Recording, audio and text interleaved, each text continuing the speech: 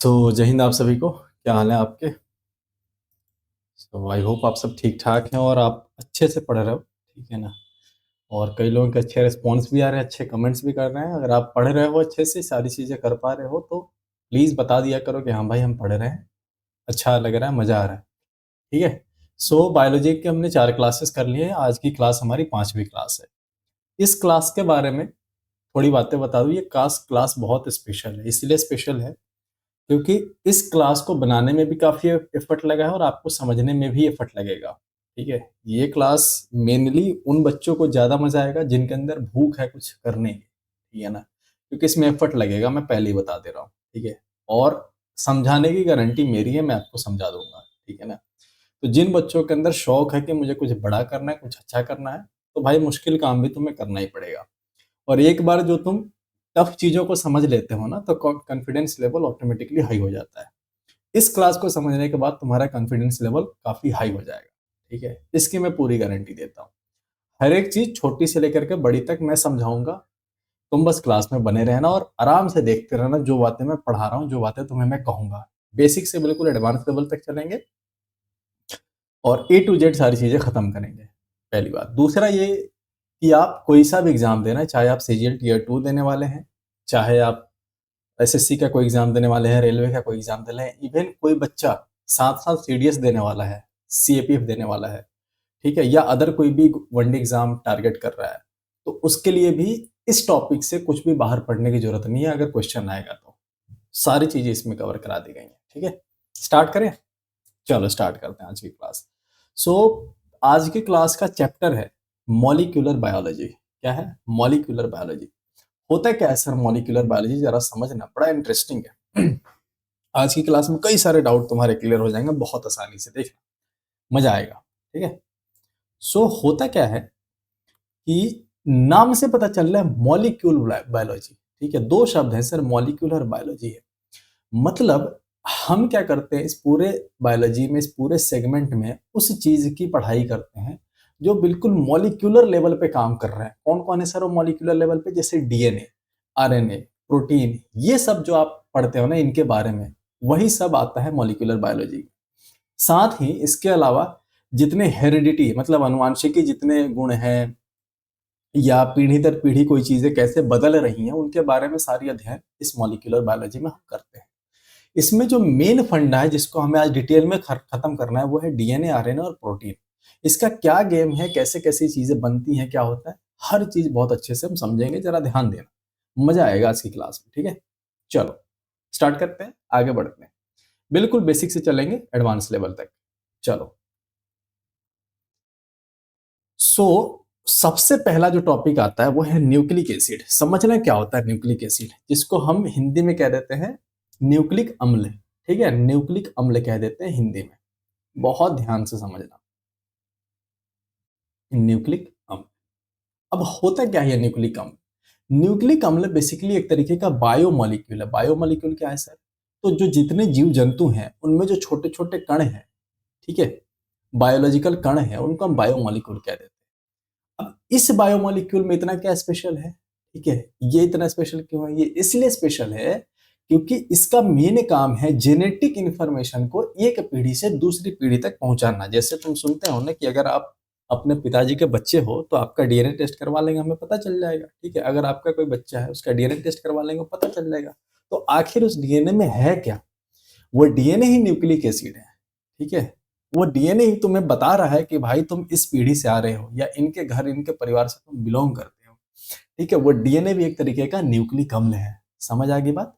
चलो अब देखो, इसका मेन काम है एक तो पहले कि जेनेटिक इंफॉर्मेशन को एक जनरेशन से दूसरी जनरेशन में पहुंचाना।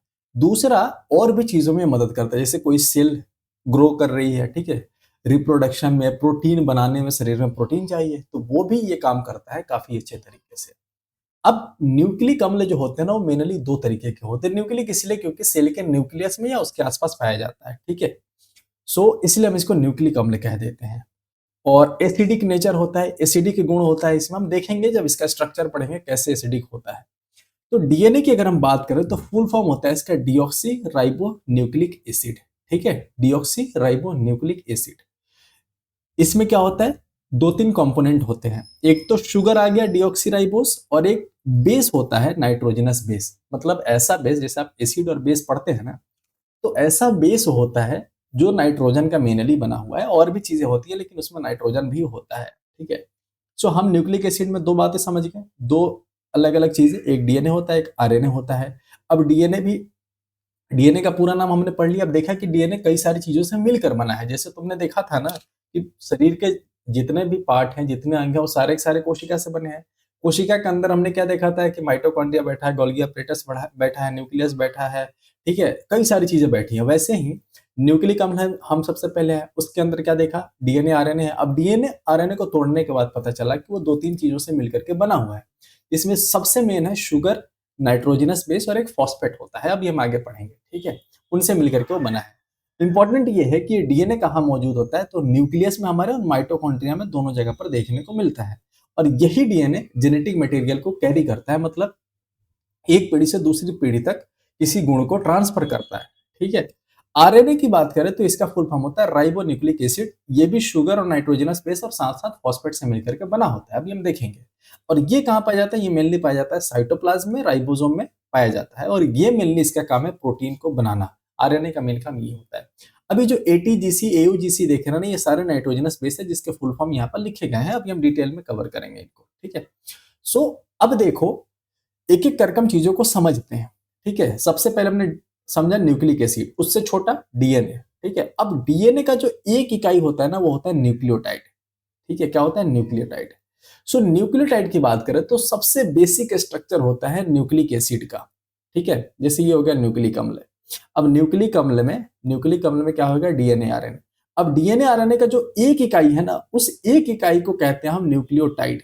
यही एक न्यूक्लियोटाइड किस किस चीज से मिलकर बना है, यही मिलकर बना है शुगर से, प्लस तुम्हारा नाइट्रोजनस बेस से, और प्लस फॉस्फेट से। ये तीन चीजों से मिलकर के ये एक यूनिट न्यूक्लियोटाइड बना है। और यही न्यूक्लियोटाइड, कई सारे न्यूक्लियोटाइड मिलकर के डीएनए और आरएनए बना रहा है। तो इतनी बात समझ आ गई। अब न्यूक्लियोटाइड को तोड़ने के बाद क्या मिलेगा, शुगर, नाइट्रोजनस बेस और फॉस्फेट। इन तीनों को जरा हम समझते हैं। सबसे पहले सर, कौन सा शुगर होता है, जो जो हम चीनी खा रहे हैं वो है क्या, नहीं। इसमें शुगर अलग होता है, नाइट्रोजनस बेस अलग होता है, फॉस्फेट अलग होता है। जरा समझना। नाइट्रोजनस बेस की बात करें तो दो तरीके के होते हैं। यहाँ देखो, यहाँ जो नाइट्रोजनस बेस, मैंने बताया पहली बात कि ऐसा बेस होता है, ऐसा क्षार होता है जिसमें नाइट्रोजन प्रेजेंट हो। तो ये नाइट्रोजनस बेस मेनली दो तरीके का होता है, एक होता है प्यूरिन और एक होता है पाइरिमिडिन। ठीक है। प्यूरिन ऐसा होता है जिसमें दो सर्कल बने हैं, मतलब दो साइकिल होते हैं, जैसे ऐसा कुछ फिगर होता है उसका। ठीक है, एक सेकंड रुक जाओ, मैं बताता हूँ। एक सेकंड, ऐसा कुछ होता है।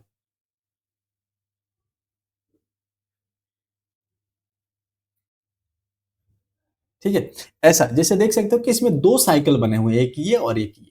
तो अगर दो रिंग बने हुए हैं, दो साइकिल बने हुए हैं, तो कहलाता है प्यूरिन। इसमें नाइट्रोजन बैठा होता है। ठीक है, इसमें नाइट्रोजन होता है, ये एक बेस है। और पाइरिमिडिन में क्या होता है ना, सिर्फ एक सर्कल होता है, एक रिंग होता है। ठीक है, पाइरिमिडिन में। अब प्यूरिन दो होते हैं, कौन कौन, एडिनिन और गुआनिन। बहुत ध्यान से समझना। प्यूरिन में दो होते हैं, एक होता है एडिनिन और एक होता है गुआनिन। ये सब नाइट्रोजनस बेस है। और पाइरामिडीन में कितने होते हैं, इसमें भी मेनली दो होते हैं। एक का नाम है साइटोसिन, दूसरे का नाम है थाइमिन, और एक और होता है जिसका नाम है यूरासिल। तो इसमें तीन होते हैं। पाइरामिडीन में तीन और प्यूरिन में दो होते हैं। ठीक है। अब जरा और समझना, होता क्या है कि ये प्यूरिन और ये पिरिमिडीन आपस में बॉन्ड बनाते हैं। कैसे बनाते हैं हम जरा आगे समझेंगे। अभी इसको थोड़ी देर के लिए छोड़ दो, थोड़ी देर के लिए छोड़ दो, नहीं तो समझ में नहीं आएगा, बाउंस कर जाएगा। यहाँ पर देख सकते हो आप। ठीक है, एक सेकंड रुक जाओ। पहले हमने क्या देखा, न्यूक्लियोटाइड देख लिया। अब जरा पेंटोज शुगर पे आ जाओ। तुम्हें पता है ना, तीन चीजें हैं, एक तो बेस, एक शुगर और एक फॉस्फेट। बेस हमने देख लिया, दो टाइप के, दोनों को अलग अलग करके देख लिया। अब जा पेंटोज शुगर। पेंटोज शुगर क्या होता है, जो इसमें शुगर तुम देख रहे हो ना, ये पेंटोज होता है। पेंटोज मतलब 5 कार्बन का बना हुआ शुगर होता है इसमें। ठीक है। अब सर, आपने कहा एक तो राइबोज शुगर है और एक है डीऑक्सी राइबोज शुगर। जरा एक बात बताना, ये राइबोज शुगर किस में पाया जाता होगा, आरएनए में। और डीऑक्सी राइबोज किताब किस में पाया जाता होगा, डीएनए में। डी से डीऑक्सी या डी से डीएनए। ठीक है, तो ये बात समझ आ गई। अब सर, इसको हम राइबोज क्यों कहते हैं और इसको डीऑक्सी राइबोज क्यों कहते हैं, जरा समझना। जैसे यहाँ पर आप देख सकते हैं, ये 5 कार्बन है। जैसे ये 1 नंबर है, ये 2 नंबर है, ये 3 नंबर है, ये 4 नंबर है, और ये 5 नंबर है। ठीक है, तो ये जो कॉर्नर कॉर्नर कॉर्नर कॉर्नर दिखा रहा है, ये 4 कार्बन यहाँ लगे हुए और एक कार्बन यहाँ बाहर में लगा हुआ है। तो 5 कार्बन हो गए। 5 कार्बन का ये शुगर बना हुआ है पूरा का पूरा, ठीक है। एक बीच में ये ऑक्सीजन है, तो 5 कार्बन का ये शुगर हो गया। अब तुम देख सकते हो ये दूसरे नंबर कार्बन पर एक हाइड्रोजन और एक क्या है, ऑक्सीजन और हाइड्रोजन दोनों है। एक साइड इसमें भी देख सकते हो हाइड्रोजन और नीचे में क्या है, ऑक्सीजन हाइड्रोजन दोनों है। तो अगर इस दूसरे नंबर पर एक साइड हाइड्रोजन और दूसरे साइड क्या हो, हाइड्रोक्साइड हो, ये देख रहे हो ना, इसको हम हाइड्रोक्साइड कहते हैं। तो अगर हाइड्रोक्साइड है यानी ऑक्सीजन प्रेजेंट हो तो हम इसको राइबोज शुगर कह देते हैं। लेकिन सेम ये देखो दूसरे नंबर पर यहां पर भी हाइड्रोजन और यहां पर भी हाइड्रोजन, इसका ऑक्सीजन खत्म हो गया, तभी तो इसका नाम डीऑक्सी कह रहे हैं। मतलब एक ऑक्सीजन गायब हो गया यानी डीऑक्सीजनेट हो गया, तो डीऑक्सी राइबोज इसको हम कह देते हैं। समझ आ गई बात। अब यही आकर के यहां पर देखो कहां गया, ये देखो ये शुगर दिख रहा है आपको, ये कैसा शुगर है, ये डीऑक्सी राइबोज है, क्योंकि यहां पर ऑक्सीजन नहीं है। समझ आ गई। अब इससे कौन जुड़ा है, फॉस्फेट जुड़ा हुआ था। किससे जुड़ा होता है, जो 5 नंबर कार्बन था ना, यहाँ पर फॉस्फेट ग्रुप होता है। फॉस्फेट ग्रुप क्या होता है, एक फॉस्फोरस 4 ऑक्सीजन, ठीक है, और इस पर -2 चार्ज होता है, इसको फॉस्फेट ग्रुप कह देते हैं। ये किससे बनता है, तो H2PO4 सल्फ्यूरिक एसिड से, फॉस्फोरिक एसिड से बनता है, ठीक है, उससे निकल कर। आप उतना डिटेल नहीं जानना है आपको, बस इतना याद रखना है एक ग्रुप फॉस्फेट ग्रुप होता है जो कि 5वें कार्बन से जुड़ा हुआ होता है। अच्छा, ये जो एक नंबर कार्बन है इससे जुड़ा हुआ है कौन, नाइट्रोजनस बेस। यहां देख सकते हो एक रिंग और दो रिंग का नाइट्रोजनस बेस है, तो कौन होगा, प्यूरिन होगा ये, ठीक है। प्यूरिन में भी कौन है, ये एडेनिन है, ठीक है। एडेनिन और गुआनिन प्यूरिन होते हैं, और बाकी जो 3 बच गए वो पायरिमिडिन होते हैं। तो ये बात समझ आ गई आपको, ठीक है। अब जरा हम पेंटोज शुगर में भी जरा देख लें क्या होता है, फॉस्फेट में भी देख लेते हैं। फॉस्फेट जो होता है, पहली बात तो 5वें कार्बन से जुड़ा है। दूसरा ये कि ये जो है शुगर के साथ मिलकर के, शुगर और प्लस फॉस्फेट, ये दोनों मिलकर के कहलाते हैं बैकबोन। क्या कहलाते हैं, बैकबोन। याद रखने का तरीका ये है कि जैसे एसपी जो होता है, पता है ना कि जिला प्रशासन का रीढ़ की हड्डी होता है वो, ठीक है, बैकबोन होता है। तो वैसे ही एसपी जो है यहाँ भी बैकबोन है। एस से हो गया आपका शुगर और पी से हो गया फॉस्फेट ग्रुप, ठीक है। समझ आ गई बात। चलो अब देखो, उसके अलावा एक और चीज याद रखना, ये जो डीएनए और आरएनए दोनों होते हैं ना, ये निगेटिवली चार्ज होते हैं। क्यों निगेटिवली चार्ज होते हैं, क्योंकि यही फॉस्फेट जो है यहाँ पर देख सकते हैं, इस पर निगेटिव चार्ज लगा हुआ है। इसीलिए डीएनए जो हम होता है हमेशा निगेटिवली चार्ज होता है, और आरएनए भी निगेटिवली चार्ज होता है। ये ध्यान रखना है आपको। इतनी बात अगर आपको समझ हो गई है तो बताओ, हम आगे बढ़ जाते हैं। अब इन तीनों को मिला करके क्या बन जाता है, जब ये तीनों एक साथ मिल गए, ये फॉस्फेट ग्रुप, ये है आपका शुगर, और ये हो गया आपका नाइट्रोजनस बेस, ये तीनों मिल गए तो ये कहलाता है न्यूक्लियोटाइड। क्या कहलाता है, ये न्यूक्लियोटाइड, ठीक है, न्यूक्लियोटाइड। और यही न्यूक्लियोटाइड, कई सारा न्यूक्लियोटाइड मिलकर के एक डीएनए का सीक्वेंस बना देता है। समझ आएगी बात, या यही न्यूक्लियोटाइड मिलकर के आरएनए बना देता है। कई सारे मिल जाएंगे, तो कैसे बनाएंगे हम आगे देखेंगे। आ जाओ। अब एक और शब्द आता है न्यूक्लियोसाइड। कुछ नहीं होता है, जब सिर्फ शुगर और बेस मिल जाए, शुगर और फॉस्फेट, एसपी मिल जाए तो बैकबोन, लेकिन शुगर और बेस मिल जाए तो ये कहलाता है न्यूक्लियोसाइड। क्या कहलाता है, ये न्यूक्लियोसाइड, ठीक है। बस इतना ही ध्यान रखना, न्यूक्लियोटाइड में तीनों आ जाते हैं आपके। ये इंटरमीडिएट कंपाउंड बनाता है, और ये जो है मेन डीएनए आरएनए बनाता है आपस में मिल करके, ठीक है। बाकी ये सारे उतने इंपॉर्टेंट नहीं है, इसको आप छोड़ सकते हो। जहां जहां जरूरत लगेगी वही मैं बताऊंगा, जो जरूरत नहीं लगेगी मैं आपको बता दूंगा, उसको छोड़ दो। अब हमने न्यूक्लियोटाइड समझ लिया, हमने सारी चीजें समझ ली, एक एक उनके जो पार्ट थे, नाइट्रोजनस बेस समझ लिया, फॉस्फेट ग्रुप समझ लिया, शुगर समझ लिया। अब हम आ जाते हैं कि आखिर में डीएनए बनता कैसे है। तुम्हें एक बात पता है मेरे भाई, कि एक फॉस्फेट, एक शुगर और एक नाइट्रोजनस बेस, ये तीनों मिलकर के क्या बना ली, एक न्यूक्लियोटाइड बना लिए, है ना। ये तीनों मिलकर के क्या बना लिए, एक न्यूक्लियोटाइड, ठीक है। अब ऐसे ऐसे कई सारे न्यूक्लियोटाइड हैं, ये देख सकते हो, एक और न्यूक्लियोटाइड, एक और न्यूक्लियोटाइड, एक और न्यूक्लियोटाइड, ठीक है। तो ये कई सारे न्यूक्लियोटाइड मिलकर के आपस में एक चेन बनाते हैं, ठीक है, ये चेन बनाते हैं। इसी चेन से डीएनए भी बनता है, और इसी चेन से आरएनए भी बनता है। कैसे बनता है जरा समझना मेरे भाई, बहुत इंपॉर्टेंट है, और बहुत अच्छे तरीके से आपको समझाने की मैं कोशिश कर रहा हूँ। देखो होता क्या है, मैंने आपको बताया, इस 5 नंबर कार्बन पर बैठा है कौन, फॉस्फोरस ग्रुप। बहुत ध्यान से सुनना। और इस 1 नंबर कार्बन पर बैठा है कौन, नाइट्रोजनस बेस। अब नाइट्रोजनस बेस कौन हो सकता है, एडेनिन हो सकता है, थाइमिन हो सकता है, कोई भी हो सकता है, ठीक है।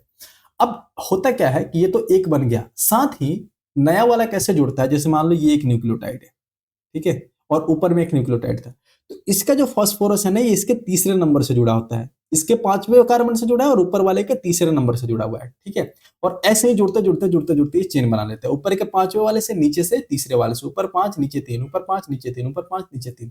तो इसलिए हम एक स्टैंड को, इस स्टैंड को हम लिख देते हैं 5 डैश और 3 डैश। क्या लिख देते हैं? 5 डैश 3 डैश। कि ऊपर 5 वाला ये फ्री है, यहाँ 5 वाला है ना, ये 5 नंबर कार्बन पे है, तो ये जाकर के किससे जुड़ेगा? 3 नंबर कार्बन जुड़ेगा। और नीचे कौन सा फ्री है? आप देख सकते हो 3 नंबर फ्री है, तो हम इसको 5 डैश और 3 डैश एंड कह देते हैं। पहली बात समझ आ गई। अब जरा समझना और आगे समझना। हम अभी आगे समझेंगे कि डीएनए में ना 2 स्टैंड होते हैं। जैसे ये एक लाइन बना ना, इसको तुम चाहो तो ऐसे बना सकते हो, सिंपल सिंपल एक न्यूक्लियोटाइड के सीक्वेंस को, चेन को हमने ऐसे बना दिया, तो ये एक सीक्वेंस हो गया, ये एक स्ट्रैंड कहलाता है। और इसके साथ क्या होता है? एक और स्ट्रैंड सेम ऐसे ही आता है। ये क्या हो जाता है? उल्टा होकर के आता है। उल्टा क्यों आता है सर? क्योंकि जो ये नाइट्रोजनस बेस यहाँ बैठा हुआ है, इन दोनों में गठबंधन बनाने के लिए नाइट्रोजनस बेस को ही मिलाना पड़ेगा, और कोई आपस में नहीं मिलेगा मेरे भाई, याद रखना, और कोई आपस में नहीं मिलेगा। तो 2 स्ट्रैंड को जोड़ना है तो नाइट्रोजनस बेस को मिलाना पड़ेगा, और 2 न्यूक्लियोटाइड को जोड़ना है तो फॉस्फेट ग्रुप को मिलाना पड़ेगा। क्या बात समझ आ गई आपको? ठीक है। तो अगर नाइट्रोजनस बेस मिलाना है तो जरा मुझे बात बताना, इसको अगर हम सीधा करके रखते तो ये कुछ ऐसा नहीं बन जाता? ये कुछ ऐसा बन जाता। तो इसका नाइट्रोजनस बेस इस साइड आता ना, 1 नंबर कार्बन पे आता है नाइट्रोजनस बेस, तो इसका नाइट्रोजनस बेस इस साइड आता, और इसका भी राइट साइड में है, तो ये जुड़ता कैसे? नहीं जुड़ पाता, ठीक है ना। इस इतने लंबे हाथ नहीं है इसके, ये जोड़ ले उसको। तो इसलिए क्या कर देते हैं, जो दूसरा स्ट्रैंड बनाते हैं ना, उसको हम उल्टा रखते हैं, ताकि जो नाइट्रोजनस बेस है ये इस साइड आ जाए, इसके करीब आ जाए। तो अगर ये करीब आ जाएगा तो दोनों आपस में गठबंधन बना पाएंगे। समझ आ गई बात? तो अब जब इसको तुम उल्टा करोगे तो इसका क्या था? ऊपर 5 डैश था, नीचे 3 डैश था। इसका क्या हो जाएगा? उल्टा हो जाएगा। इसमें ऊपर 3 डैश हो जाएगा और नीचे 5 डैश हो जाएगा। समझ आ गई बात? पहली बात। एक और बात यहां समझना, कि यहां कौन कौन जुड़ते हैं। एक साइड हमेशा प्यूरिन होगा और एक साइड हमेशा पायरिमिडीन होगा। बहुत इंपॉर्टेंट है। एक साइड हमेशा प्यूरिन होगा, और प्यूरिन गठबंधन बनाता है पिरिमिडीन के साथ। ठीक है, कैसे बनाता है? जैसे तुम्हें पता है कि प्यूरिन कौन होता है? एडेनिन और गुआनिन, ये 2 होते हैं। तो प्यूरिन, ये जो एडेनिन है, एडेनिन गठबंधन बनाता है थाइमिन के साथ हमेशा। ठीक है, अगर डीएनए की बात कर रहे हैं तो गुआनिन बॉन्ड बनाता है साइटोसिन के साथ, जीसी80। ये पूछा जाता है तुमसे एग्जाम में, और पूछा जाएगा यही क्वेश्चन। एडेनिन बना रहा है बॉन्ड थाइमिन के साथ, और गुआनिन बनाता है साइटोसिन के साथ। कैसे बॉन्ड बनाता है? ये एडेनिन और थाइमिन आपस में 2 बॉन्ड से जुड़ते हैं, और गुआनिन साइटोसिन आपस में 3 बॉन्ड से जुड़ते हैं। बहुत इंपॉर्टेंट है, ध्यान रखना। ठीक है, एडेनिन थाइमिन कितने बॉन्ड से? 2 बॉन्ड से, और गुआनिन साइटोसिन कितने बॉन्ड से? 3 बॉन्ड से। ठीक है ना, इन दोनों के बीच 3 बॉन्ड।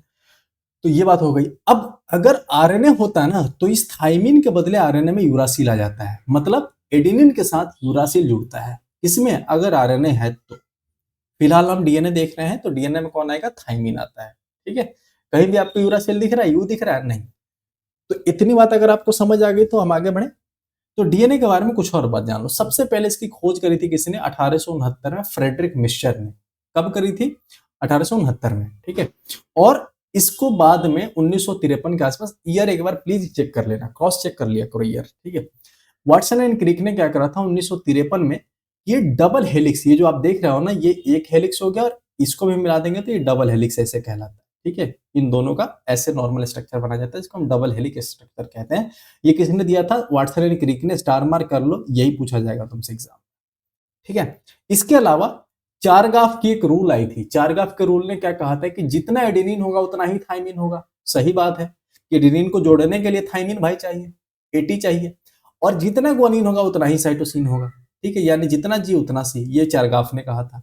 और साथ ही उन्होंने कहा था A plus T by G plus C, A plus T by G plus C बराबर कांस्टेंट होता है।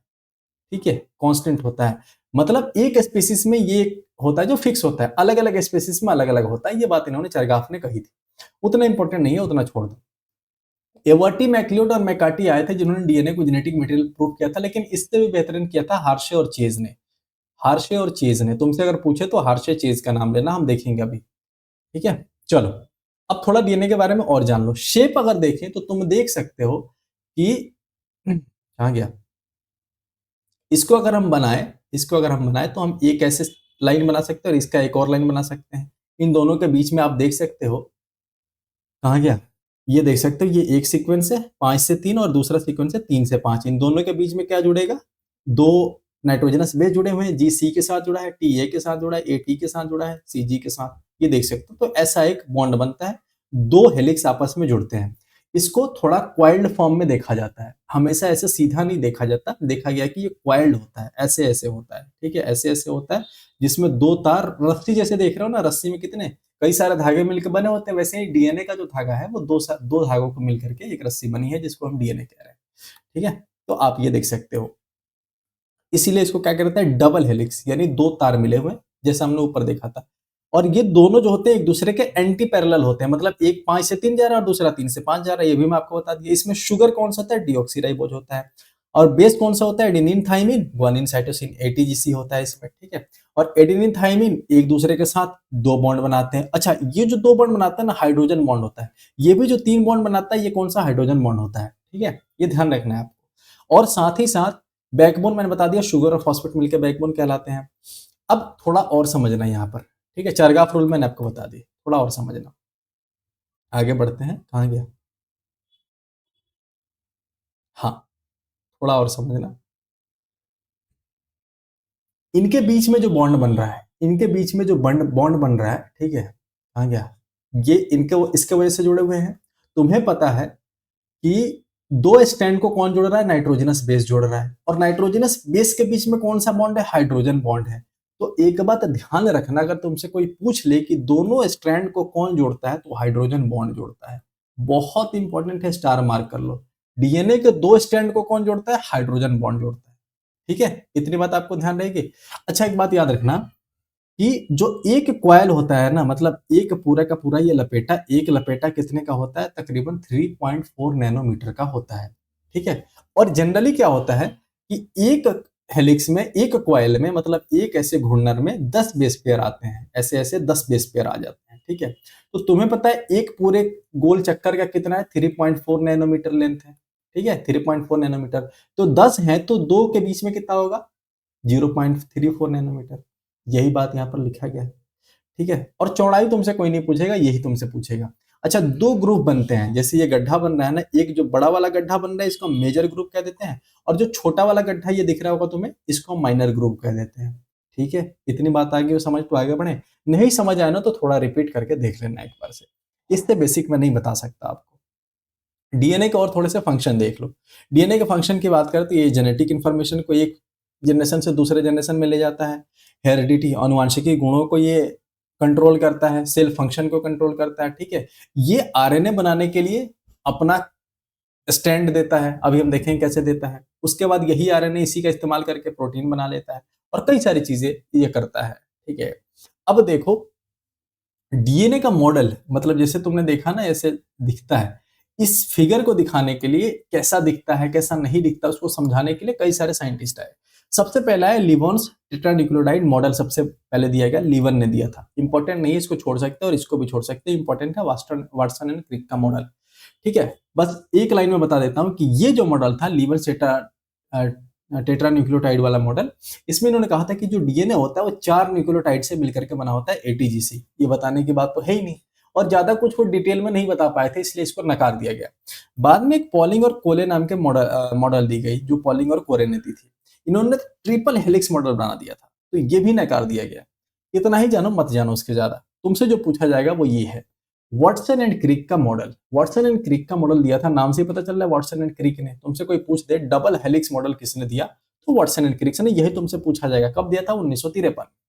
इसने क्या किया कि एक एक्सपेरिमेंट हुई थी, फ्रैंकलिन और विल्किन नाम के साइंटिस्ट हैं, एक्सरे का उन्होंने एक्सपेरिमेंट किया था, और उन्होंने इससे ऑलरेडी कुछ बातें पता कर ली थी कि भाई जो स्ट्रैंड होते हैं ना डीएनए में, ठीक है, वो एक दूसरे के एंटी पैरेलल होते हैं, ठीक है, और उसमें कई सारे न्यूक्लियोटाइड जुड़े हुए होते हैं, ठीक है? तो ये बातें इन्होंने पता कर ली थी, और इससे कई सारी बातें और निकल के आई। ये बात इन्होंने कंफर्म करी, पहली है कि 2 एंटी पैरेलल स्ट्रैंड होते हैं, एक दूसरे के उल्टा होते हैं, ठीक है, और साथ ही साथ कई सारे न्यूक्लियाइड जुड़ करके ये बनते हैं। तीसरा इन्होंने ये कहा कि इसके अंदर शुगर और फॉस्फेट का बैकबोन भी होता है, ठीक है, और बेस आपस में बॉन्ड बनाते हैं, ठीक है। ये सारी बातें इन्होंने कही थी। थोड़ा और डिटेल में जान लो कि वाटसन एंड क्रिक मॉडल ने और क्या क्या बातें कही। पहले ये कहा कि जो इसका शेप होता है ना, ये राइट हेलिकल होता है, राइट हैंडेड हेलिकल, मतलब ऐसे घूमा है, ऐसे घुमा हुआ है, ऐसे ऐसे घुमा है। ये होता है लेफ्ट हैंडेड, मतलब ऐसा होता है तो ये लेफ्ट हैंडेड होता है, और ऐसे अगर घुमा हुआ है रस्सी तो ये कहलाता है राइट हैंडेड, ठीक है, कि राइट हैंडेड हेलिकल है डीएनए में, पहली बात। दूसरा उन्होंने कहा था कि 2 हेलिक्स हैं, ऐसे ऐसे दो तार मिले हैं, दो धागे मिले तब जाके ये रस्सी बनी है। एक धागा जो है 5 से 3 के डायरेक्शन में, दूसरा धागा जो है 3 से 5 के डायरेक्शन में। बैकबोन के बारे में बता दिया था कि एस और पी मिलकर के बैकबोन बनाते हैं। बेस जो होता है, बेस एटीजीसी का पेयर बता दिया था उन्होंने कि हाइड्रोजन बॉन्ड से जुड़े हुए होते हैं। साथ ही उन्होंने ये बताया था, मैंने आपको बता दिया कि बेस पेयर के बीच में, दो बेस पेयर के बीच में कितना गैप होता है, 0.34 नैनोमीटर का, और 10 बेस पेयर होते हैं एक पूरे कॉइल में, तो उसमें टोटल कितना लेंथ होता है, 3.4 नैनोमीटर का। चौड़ाई कोई पूछ ले डायमीटर कितना होता है, तो 2 नैनोमीटर। और जो बॉन्डिंग होती है वो हाइड्रोजन बॉन्ड ही होता है जो दोनों स्टैंड को जोड़ करके रखता है। अच्छा, अगर तुमसे पूछ ले कि एक न्यूक्लियोटाइड और दूसरा न्यूक्लियोटाइड ये दोनों आपस में कैसे जुड़ते हैं, तुम्हें पता है फॉस्फेट से जुड़ते हैं। तो फॉस्फेट एक इसके साथ भी बॉन्ड बना रहा है और एक इसके साथ भी बॉन्ड बना रहा है, तो इसको हम कहते हैं फॉस्फो डाइएस्टर बॉन्ड, क्योंकि पी होता है और इसके अलावा ओ होता है, और यहाँ पर फिर ये बेस होता है, ये शुगर होता है। यहाँ पर भी तुम देख रहे हो कार्बन है, ठीक है, ऑक्सीजन, और ऑक्सीजन जुड़ा हुआ है कार्बन से, और कार्बन के बाद ये, तो तुम देख सकते हो दो ऑक्सीजन आते हैं। इस ऑक्सीजन वाले बॉन्ड को हम ईस्टर बॉन्ड कहते हैं। दो बॉन्ड बन रहे हैं तो हम इसको फॉस्फोडाई ईस्टर बॉन्ड कह देते हैं। क्या कहते हैं, फॉस्फोडाई ईस्टर बॉन्ड कह देते हैं। कौन बनाता है, इससे न्यूक्लियोटाइड जोड़े जाते हैं। जो चेन बनाना है उसके लिए फॉस्फोडाई ईस्टर बॉन्ड, और डबल हेलिक्स जो बनाना है इसके लिए हाइड्रोजन बॉन्ड। इतनी बात समझ आ गई है, इतनी बात समझ आ गई है, तो आगे बढ़ जाते हैं, ठीक है। चलो आगे बढ़ते हैं, आगे बढ़ते हैं। स्टेबिलिटी, ठीक है, जब दो लोग आपस में जुड़कर खड़े हैं तो स्टेबिलिटी होगी होगी, तो इसमें स्टेबिलिटी होती है। साथ ही साथ रेप्लिकेशन जो होता है सेमी कंजर्वेटिव होता है। ये क्या होता है हम आगे पढ़ेंगे। थोड़ा ये एक और बात जान लो, डीएनए जो होता है उसके अलग अलग फॉर्म्स होते हैं। जैसे एक तो हमने देखा राइट हैंडेड कॉइल है, राइट हैंडेड कॉइल होता है जनरली। एक होता है ए डीएनए, एक होता है बी डीएनए, एक होता है जेड डीएनए। स्ट्रक्चर के हिसाब से ये दो तीन स्ट्रक्चर के हिसाब से बंटवारे किए गए। ए डीएनए क्या होता है, एक तो ऐसा डीएनए होता है जो राइट हैंडेड घुमा हुआ है, ठीक है, और इसमें एक कॉइल में 12 बेस पेयर होते हैं, ध्यान रखना। एक कॉइल में एक टर्न में 12 बेस पेयर होते हैं, 11 बेस पेयर होते हैं, जैसे मैंने आपको बताया। बी डीएनए में क्या होता है, ये भी राइट हैंडेड कॉइल होता है और इसमें 10 बेस पेयर होते हैं। यही हम इस्तेमाल करते हैं। नॉर्मल डीएनए जो हमारे शरीर में पाया जाता है वो यही होता है, इसलिए हम 10 बेस पेयर ही गिन के चलते हैं। तुमसे यही पूछा जाएगा। और एक होता है जेड डीएनए। जेड डीएनए इसलिए इंपॉर्टेंट है क्योंकि ये लेफ्ट हैंडेड होता है, ऐसे ऐसे घुमा हुआ होता है, और इसमें 12 बेस पेयर पाया जाता है, सबसे ज्यादा पाया जाता है, और सबसे ज्यादा उसमें भी जीसी वाला रीजन पाया जाता है, मतलब जीसी काफी ज्यादा मिलते हैं इसमें, ठीक है। आगे बढ़ जाए, इससे ज्यादा और कुछ नहीं जानना है इसमें। चलो आगे बढ़ते हैं। अब हम आ जाते हैं थोड़ा आरएनए के बारे में समझते हैं। डीएनए हमने समझ लिया, आरएनए समझ लिया। डीएनए में तुमने देख लिया ना, दो हेलिक्स होते हैं। आरएनए में क्या है ना, कुछ नहीं है। अगर डीएनए समझ गए तो ये आसान है। पहला तुमने क्या करना है कि एक न्यूक्लियोटाइड बना ली। न्यूक्लियोटाइड के लिए तुम्हें क्या चाहिए, एक चाहिए फॉस्फेट, दूसरा चाहिए शुगर, और साथ में चाहिए नाइट्रोजनस बेस, ठीक है। फिर ये फॉस्फेट किससे जुड़ेगा, शुगर से, फिर ये किससे जुड़ेगा, नाइट्रोजनस बेस से। साथ ही इससे आकर के कौन जुड़ जाएगा, फॉस्फेट, फिर इससे कौन जुड़ेगा, शुगर, फिर इससे कौन जुड़ जाएगा, तो नाइट्रोजनस बेस, ठीक है। तो तुम देख लोगे कि इन तीनों को मिलकर के एक ही ऐसे ऐसे ऐसे ऐसे स्टैंड बनता है।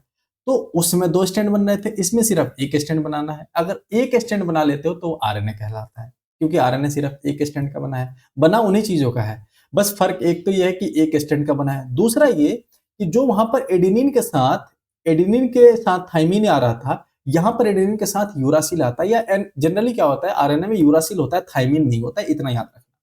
क्या होता है, यूरासिल होता है। आप देख सकते हैं यूरासिल है, लेकिन थाइमिन नहीं होता है, ठीक है, यूरासिल। अब डिस्कवरी की अगर हम बात करें तो सबसे पहले फ्रेडरिक मिश्र ने करी थी 1869 में। इन्होंने न्यूक्लिक एसिड की खोज सबसे पहले करी। सेवेरो और चुआ ने सबसे पहले आरएनए बनाया था लैब में 1955 के आसपास। वाटसन एंड क्रिक ने आरएनए के मॉडल को भी थोड़ा समझाया था 1954 के आसपास। आ जाओ आरएनए के बारे में और बातें जानो। इसका शेप, पहली बात तो सिंगल स्ट्रैंड का, एक ही स्ट्रैंड का बना है। दूसरा ये इसमें जो शुगर होता है, ये भी एक अंतर होता है कि राइबोज जो शुगर होता है। तीसरा ये कि बेस जो होता है इसमें सारे सेम होता है, बस यूरासिल एक अलग होता है थाइमिन के बदले। बेस पेयरिंग कैसे होती है, एडेनिन थाइमिन यूरासिल के साथ जुड़ता है, और गुआनिन साइटोसिन ये तो फिक्स रहता है। कहां पर पाया जाता है, जनरली ये साइटोप्लाज्म में, राइबोसोम और न्यूक्लियस में पाया जाता है कभी कभी, ठीक है। ये थोड़ा डीएनए से कम स्टेबल होता है। एक ही स्टैंड है तो थोड़ा कम स्टेबल होगा भी, ऑब्वियस बात है। दो लोग आपस में जुड़ के खड़े हैं, सपोर्टर है, तो भाई ऑब्वियसली बात है कि थोड़ा मजबूत होगा। अब आरएनए के टाइप थोड़ा देख लो। आरएनए के टाइप 3 टाइप होते हैं मेन, ऐसे तो कई सारे टाइप है। मेन जो तुम्हें पढ़ने वो 3 टाइप है। एक का नाम है एमआरएनए, एक का नाम है टीआरएनए, एक का नाम है आरआरएनए। तुमसे सिर्फ इसका फुल फॉर्म पूछ लिया जाता है, स्पेशली ये टी और एमआरएनए का। mRNA का मतलब होता है मैसेंजर आरएनए। नाम से पता चल रहा है कि सर ये पोस्टमैन का काम करता होगा। हाँ जी, ये क्या कर देता है कि भाई साहब अभी हम देखेंगे कि डीएनए से कैसे हम आरएनए बनाते हैं और उसी आरएनए का इस्तेमाल करके प्रोटीन बनाते हैं। तो ये क्या करता है, एक तरह का कोड ले जाता है डीएनए से, ठीक है। डीएनए का कोड ले आता है आरएनए राइबोसोम के पास, और भी चीजें ये कराते हैं आरएनए, ठीक है। ये प्रोटीन बनाने में काफी ज्यादा मदद करता है, ठीक है, ये कोडिंग करने में मदद करता है। टीआरएनए क्या कर देता है, टीआरएनए ये लेकर के आया, मान लो एक टास्क, ठीक है, ये एक टास्क लेकर के आया कि लो भाई ये सब कोड है मेरे ऊपर, ठीक है। अब इसको डिकोड करने के लिए भी हमारे को कोड चाहिए, तो ये जो डिकोडिंग वाला कोड है ना, वो लेकर के आता है टीआरएनए। कौन ले आता है, टीआरएनए, ठीक है, डिकोड करने वाला। और यही डिकोड होने के बाद बन जाता है एमिनो एसिड। क्या बन जाता है, एमिनो एसिड। और यही एमिनो एसिड आपस में मिलकर के क्या बना लेते हैं, प्रोटीन बना लेते हैं। समझ आ गई बात, अभी हम आगे देखेंगे वैसे डिटेल। तीसरा एक वैरायटी जिसका नाम है आरआरएनए, फुल फॉर्म होता है राइबोसोमल आरएनए। ये जो है राइबोसोम को बनाने में मदद करता है, बस इतना आपको ध्यान रखना है। इसके अलावा एसएनआरएनए है, एसएनओ आरएनए है, ये सारे उतने इंपॉर्टेंट नहीं है। एसएनआरएनए सबसे छोटा आरएनए होता है। और देख लो आरएनए के बारे में कुछ और बातें कि ये ट्रांसफर करता है जेनेटिक मटेरियल डीएनए से राइबोसोम में, ठीक है, और ये प्रोटीन बनाने में काफी मदद करता है, ठीक है। और कुछ ऐसे मतलब माइक्रो ऑर्गेनिज्म है जैसे वायरसेस हैं, जिसमें ये क्या कर देता है, जेनेटिक मटेरियल का काम करता है। जनरली डीएनए करता है, लेकिन कुछ में ये भी करता है। और कुछ में जीन एक्सप्रेशन का काम करता है। जीन एक्सप्रेशन का मतलब कि एक जीन बैठा हुआ है, ये एक जीन है, एक जीन है, ठीक है, हम देखेंगे। तो ये जीन, तुम्हारी आंखें भूरी हैं, तुम्हारे बाल काले हैं, तुम्हारा स्किन काला है या गोरा है, ये सारे जीन एक दूसरे से मतलब अपना अपना एक्सप्रेशन करते हैं। वही एक्सप्रेशन निखर के आता है जो दिखता है, ठीक है। तो उसके लिए भी आरएनए काफी ज्यादा मदद करता है। ये हम पढ़ेंगे, डिटेल में पढ़ेंगे, चिंता मत करो। इसके बाद एक और चैप्टर आएगा ना जेनेटिक्स वाला, उसमें हम पढ़ेंगे। अब देखो हुआ क्या, डीएनए हमने समझ लिया, आरएनए हमने समझ लिया। अब लड़ाई शुरू हुई कि जरा पहले पहले तो नहीं पता था कि डीएनए जेनेटिक मटेरियल है भाई साहब, कि आरएनए जेनेटिक मटेरियल है, ठीक है। तो हुआ ये कि डीएनए को जेनेटिक मटेरियल साबित करने के लिए कई सारे एक्सपेरिमेंट हुए, यही पता करने के लिए। सबसे पहला जो एक्सपेरिमेंट होता है वो है ग्रिफिथ का एक्सपेरिमेंट। ये साइंटिस्ट का नाम है ग्रिफिथ।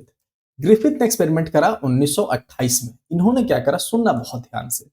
एक न्यूमोनिया जिससे होता है ना, वो बैक्टीरिया लिया। क्या नाम है इसका, स्ट्रेप्टोकोकस न्यूमोनी, इससे होता है न्यूमोनिया। ये क्या करा, इन्होंने इसके दो वैरायटी लिए, उसी को हमने अलग अलग एस और आर लिखा है। दो वैरायटी लिए, तुम सिंपल समझो, दो वैरायटी, एक एस और एक आर। ये जो एस था ना, ये जानलेवा था। कैसा था, जानलेवा था। और ये जो आर था, ये नॉर्मल था, ये जानलेवा नहीं था, ठीक है, ये जान ले ही नहीं सकता था, और यही जान लेगा जब भी लेगा, एस वाला। इन्होंने क्या करा कि एस वाले को एक चूहे में डाल के देखा। देखा क्या कि वो चूहा मर गया, नॉर्मल है, उन्होंने देखा ठीक है भाई काम कर रहा है। दूसरा उन्होंने क्या करा, कि आर वाला डाल के देखा। आर वाले को रफ रफ कहते हैं। तो रफ वाला जब डाला तो देखा कि भाई चूहा बच गया, बोला चलो यहां तक ठीक है। तीसरा उन्होंने क्या करा कि भाई साहब इस एथ वाले को गर्म कर दिया। गर्म करने से क्या हो जाता है, बैक्टीरिया मर जाता है। तो इन्होंने कहा कि एक बार गर्म कर देते हैं, और गर्म करने के बाद उन्होंने चूहे में डाल दिया, इंजेक्ट कर दिया, इंजेक्शन से डाल देते। तो इंजेक्ट कर दिया तो देखा क्या कि भाई साहब चूहा बच गया। मतलब ये है कि इस वाले में बैक्टीरिया जो था वो मर गया है या चुप हो गया है, ठीक है। अब हुआ क्या, उसके बाद एक और एक्सपेरिमेंट उन्होंने करा। तीन तो ये हो गया केस, चौथा एक्सपेरिमेंट क्या करा उन्होंने कहा कि जरा मेरे दिमाग में एक खुराफाती है और कुछ करके देखते हैं। इन्होंने कहा कि जो आर वाला है, जिससे मर नहीं रहा, जिंदा रह रहा, उसको पकड़ते हैं, और ये जो मैंने हिट किल किया हुआ है, ये भी मरा हुआ है, इससे भी नहीं मर रहा, इन दोनों को मिला देते हैं और मिला करके जरा चूहे में डालते हैं। जब मिला करके चूहे में डाला तो देखा क्या कि भाई साहब चूहा मर गया, चूहा मर गया। उन्होंने कहा भाई साहब ये तो बड़ा गड़बड़ है, ये तो बड़ा गड़बड़ है। आर मार नहीं सकता है, आर मार नहीं सकता है, और गर्म करके एस वाला भी नहीं मार पा रहा था। तो हुआ ये कि कुछ ना कुछ इस एस वाले के पास था जो कि मरा नहीं, और उसने क्या कर दिया, इस आर वाले को हथियार दे दी, और ये आर वाला जो है यही एस बन गया। समझ रहे हो, ये बन गया एस, और ये एस बन करके इस चूहे को बेचारे को मार दिया। ये ग्रिफिथ ने कहा। अब वो क्या था क्या नहीं था ये पता ही नहीं लगा, ठीक है, पता ही नहीं लगा, लेकिन हल्का फुल्का ये चीज हो गया था कि कुछ तो है जो ट्रांसफर हो रहा है एक जनरेशन से दूसरी जनरेशन में, कुछ तो है। तो अब इसको सॉर्ट करने के लिए इसको हम ट्रांसफॉर्मिंग प्रिंसिपल भी कहते हैं, ये भी ध्यान रखना है। ये दिया था इन्होंने ग्रिफिथ ने। इसको प्रूव करने के लिए बाद में आते हैं एवरी मैक्लोइड और मेकार्टी का एक एक्सपेरिमेंट आता है। ये क्या करते हैं, तीन एंजाइम पकड़ते हैं, प्रोटीएज, आरएनएज और डीएनएज, ठीक है। ये 3 एंजाइम पकड़ते हैं और यही जो ग्रिफिथ का एक्सपेरिमेंट था ना उसी पर वो काम करते हैं। प्रोटीएज तुम्हें पता है कि प्रोटीन को तोड़ेगा, आरएनएज आरएनए को तोड़ेगा, डीएनएज जो है वो डीएनए को तोड़ेगा। ठीक है, ये क्या करते हैं कि देखते हैं कि भाई साहब प्रोटीएज और आरएनएज दोनों को डालने के बाद से क्या हो जाता है कि भाई कोई फर्क नहीं पड़ता है। ठीक है, लेकिन जैसे डीएनएज को डाला उन्होंने देखा कि भाई एक जनरेशन से दूसरी जनरेशन में फर्क पड़ गया, फर्क पड़ गया। मतलब ये है कि डीएनए टूटा तो डीएनए टूटने से क्या हो गया कि वो दूसरी पीढ़ी में गया नहीं, दूसरी पीढ़ी में गया नहीं तो भाई कुछ ना कुछ फर्क पड़ा है। इसके टूटने के बाद भी एक पीढ़ी से दूसरी पीढ़ी में कोई फर्क नहीं पड़ा, मतलब इसके जाने से कोई मतलब नहीं है। मेन डीएनए का गया तो इन्होंने एक बात तो कंफर्म कर दी कि भाई डीएनए जो है वही ट्रांसफॉर्म हो रहा है ग्रिफिथ वाले में। अब मेन जो है एक साइंटिस्ट आते हैं, 2 साइंटिस्ट आते हैं जिनका नाम है हर्शे और चेज। हर्शे और चेज आते हैं 1952 में और ये प्रूफ करके देते हैं कि भाई साहब जो बात है वो हमसे सुनो। ये क्या करते हैं जरा समझना। तुम्हें मैंने पिछले क्लास में बताया था कि बैक्टीरियोफाज नाम का एक वायरस होता है। ठीक है, ये क्या करते हैं, ये गंगा नदी में पाया जाता है, ये बैक्टीरिया को खा जाता है। ये क्या करते हैं भाई साहब, ये इन्फेक्ट कर देता है, सिंपल ये समझो। इस बैक्टीरियोफाज को एक 2 बैक्टीरियोफाज पकड़ते हैं और एक बैक्टीरियोफाज को S35 से लेबल कर देते हैं और दूसरे को P32 से कर देते हैं। क्यों है भाई साहब S और P से? देखो सल्फर जो होता है ये जनरली क्या हो जाता है प्रोटीन वगैरह में देखने को मिलता है। फॉस्फोरस तुमने देखा ना, फॉस्फेट कहाँ पे पाया जाता है? फॉस्फेट पाया जाता है डीएनए में। तो इसमें जो है अगर फॉस्फेट एक जनरेशन से दूसरी जनरेशन में ये भेज देता है तो हम मान लेंगे कि डीएनए ही है जो कि ट्रांसफर हो रहा है। और अगर सल्फर जा रहा है एक जनरेशन से दूसरी जनरेशन में तो हम मान लेंगे कि भाई साहब प्रोटीन जा रहा है। तो इसको क्या कर दिया, इसको लेकर के बैक्टीरिया पर छोड़ दिया, बैक्टीरिया पर छोड़ दिया। बैक्टीरिया पर छोड़ने के बाद देखा क्या कि जो एच वाला था वो ट्रांसफर नहीं हुआ। कोई भी रेडियो एक्टिव मटेरियल बाद में आकर के देखा गया कि नहीं है भाई, मतलब एच ट्रांसफर नहीं हुआ है।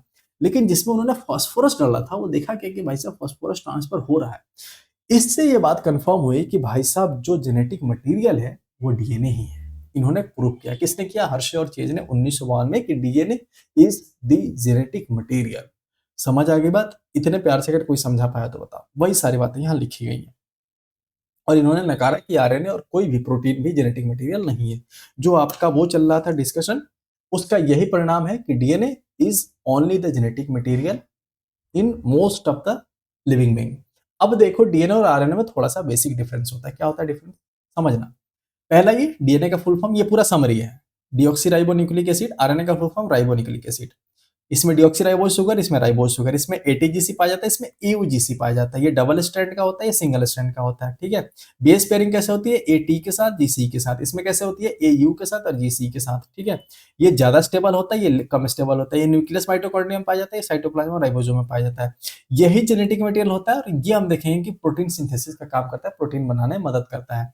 ये तकरीबन सारे सेल में होता है। ये सेल के अलावा वायरसेस में भी पाया जाता है। और इसके बारे एग्जाम्पल कौन कौन से? जैसे बैक्टीरियोफाज हमने देखा T2 वाला, और उसके अलावा HIV, TMB ये आरएनए के एग्जाम्पल है। ठीक है, अब एक प्रोसेस आपको यहां से समझाना है। हमने डीएनए न्यूक्लिक एसिड समझी, हमने न्यूक्लियोटाइड समझा, न्यूक्लियोसाइड समझा, डीएनए समझा, आरएनए समझा, कैसे बनता है, कौन जेनेटिक मटेरियल, यहां तक बातें हमने समझ ली। अब देखो मेन खेल शुरू होता है यहां से। हमारे शरीर में आरएनए कैसे बनता है और प्रोटीन कैसे बनता है? यही जो डीएनए है ना, इसी डीएनए से बनता है आरएनए। इस प्रोसेस को हम ट्रांसक्रिप्शन कहते हैं। क्या कहते हैं? ट्रांसक्रिप्शन। डीएनए से आरएनए बनने को ट्रांसक्रिप्शन। इसमें आर है ना, तो आर से आर आर 2 बार आ रहा है तो इसको हम कह देते हैं आरएनए बना रहा है। अब आरएनए से जब प्रोटीन बनता है तो इसको हम ट्रांसलेशन कहते हैं। क्या कहते हैं? ट्रांसलेशन। ठीक है, और एक और प्रोसेस होता है, डीएनए से डीएनए बनता है। कई बार क्या हो जाता है, आरएनए से डीएनए कम चांस होता है, डीएनए से डीएनए बनता है उसको हम रेप्लिकेशन कहते हैं, और आरएनए से डीएनए बनना है तो रिवर्स ट्रांसक्रिप्शन कह देते हैं, मतलब ट्रांसक्रिप्शन का उल्टा। ठीक है, एक एक करके हम सारे प्रोसेस को समझते हैं। सबसे पहला डीएनए से डीएनए मतलब रेप्लिकेशन करके हम देखते हैं। जैसा तुम्हें पता है कि डीएनए से DNA replication is the process by which DNA makes exact copy of itself.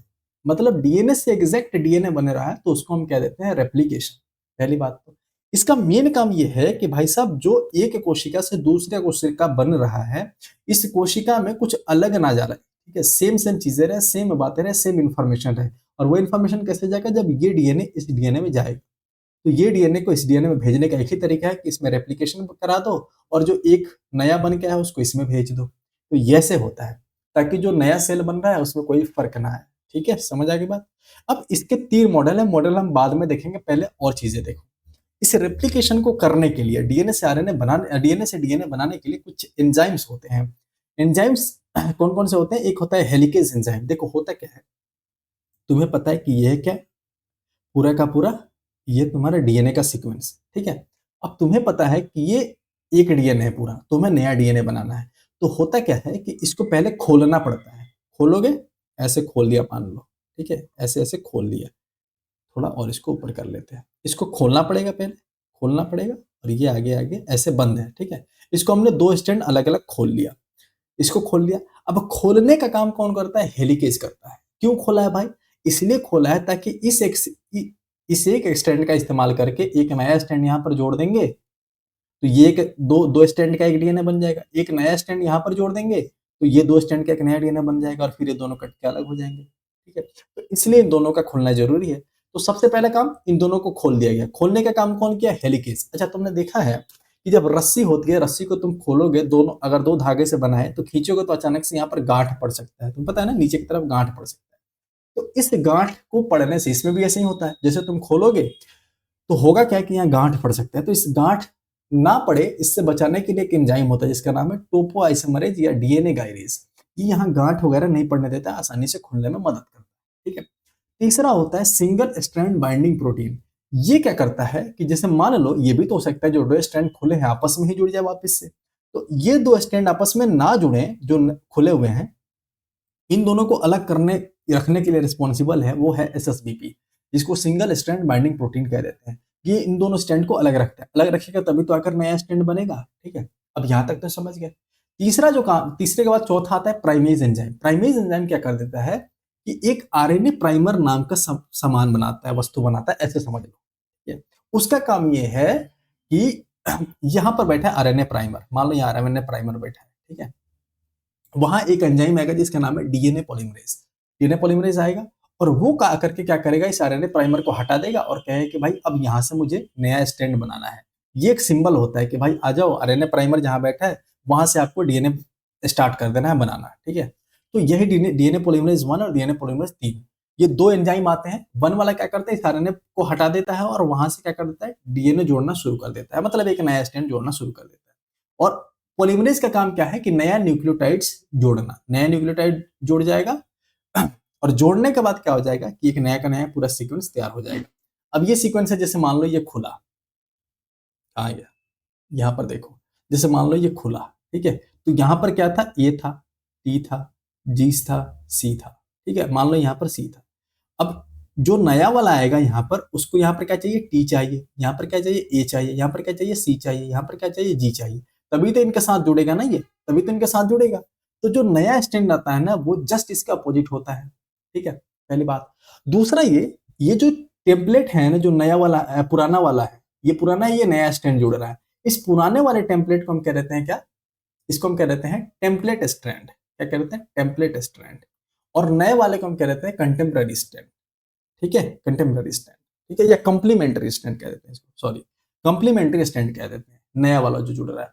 अब देखो यहां पर आया नया वाला जुड़ करके वो बिल्कुल अलग हो गया। होता क्या है, जरा एक बात बताना मुझे, ये जो दो स्टैंड है क्या दोनों सेम होंगे क्या? तुम्हें पता है कि एक स्टैंड में एक साइड 3 होगा और एक साइड 5 होगा, होगा कि नहीं होगा? अब खोलने को तो खोल दिया। अब होता है कि ये जो रेप्लिकेशन होता है ना, हमेशा 5 से 3 की तरफ होता है। कैसे होता है, 5 से 3 की तरफ। तो इधर तुम देखो, यहाँ तो क्या है, 3 से 5 की तरफ जा रहे हैं, यहाँ आसानी से 5 से 3 की तरफ हो जाएगा, ठीक है।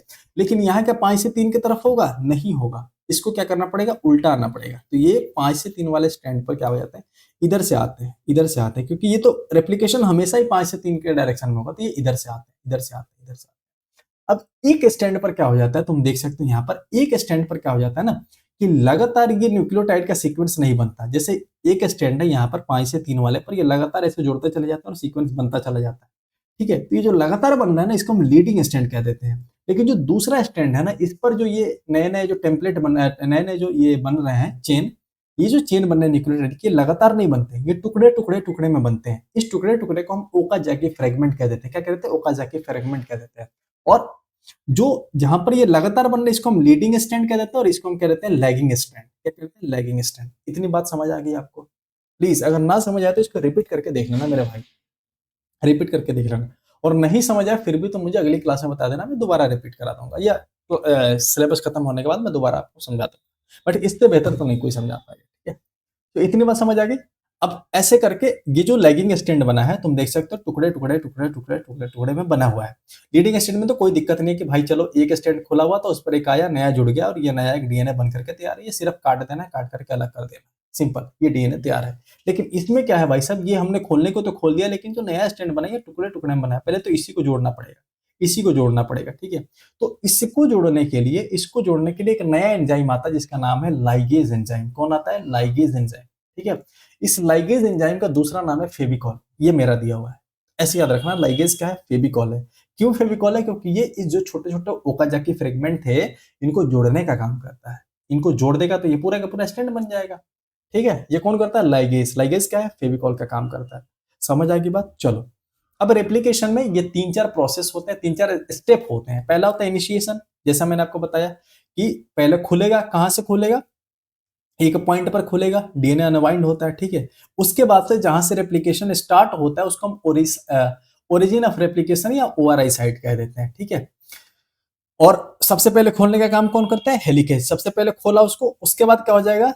नए नए कॉम्प्लीमेंट्री स्टैंड बनते हैं, इस पर नए कॉम्प्लीमेंट्री स्टैंड बन जाएंगे, ठीक है। उसके बाद लीडिंग स्टैंड बनेगा 5 से 3 के डायरेक्शन में, मैंने आपको बता दिया, और लैगिंग स्टैंड बन जाता है उसका अपोजिट वाले साइड पर। ये डिसकंटिन्यूअस होते हैं और इसको हम क्या कहते हैं? ओकाजाकी फ्रेगमेंट, जिसको आकर के बाद में लाइगेज एंजाइम जोड़ देता है। बाद में क्या हो जाएगा? जब काम पूरा हो जाएगा, पूरा का पूरा डीएनए कोड हो जाएगा, अलग अलग पूरा सीक्वेंस इधर, पूरा सीक्वेंस इधर, इन दोनों पर आकर के नए नए डीएनए जुड़ गए, तो ये एक से कितने डीएनए बन गए? दो बन गए, देख सकते हो आप, एक डीएनए से 2 डीएनए बन गए, तो उसको हम टर्मिनेशन कह देते हैं, ठीक है। समझ आ गई बात? इसको हम कहते हैं टर्मिनेशन। और एक दो बातें कि डायरेक्शन जो होता है हमेशा 5 से 3 होता है। लीडिंग स्टैंड पर 5 से 3 और लैगिंग स्टैंड पर 3 से 5 नहीं। लैगिंग स्टैंड 3 से 5 इसलिए होता है क्योंकि डायरेक्शन उल्टा है। सिंपल एक बात समझना एक लाइन की, कि रेप्लिकेशन हमेशा 5 से 3 का डायरेक्शन में होता है, बस इतना याद रखो। लैगिंग स्टैंड इसलिए कह रहे हैं ना क्योंकि वहां पर क्या है, 3 से 5 की तरफ उसको बढ़ना पड़ रहा है। 3 से 5 की तरफ वो खुला हुआ है स्टैंड, लेकिन उसको आना किधर से है? 5 से 3 की तरफ ही आना है उसको, ठीक है। एक सेकंड रुकना। चलिए वापिस आते हैं अपने टॉपिक पर, ठीक है। तो क्या आपको याद रखना है कि रेप्लिकेशन हमेशा 5 से 3 के डायरेक्शन में ही होता है, ठीक है। अब एक स्टैंड पर कंटिन्यूअस होता है, एक स्टैंड पर क्या होता है? फ्रेगमेंट फॉर्म में होता है।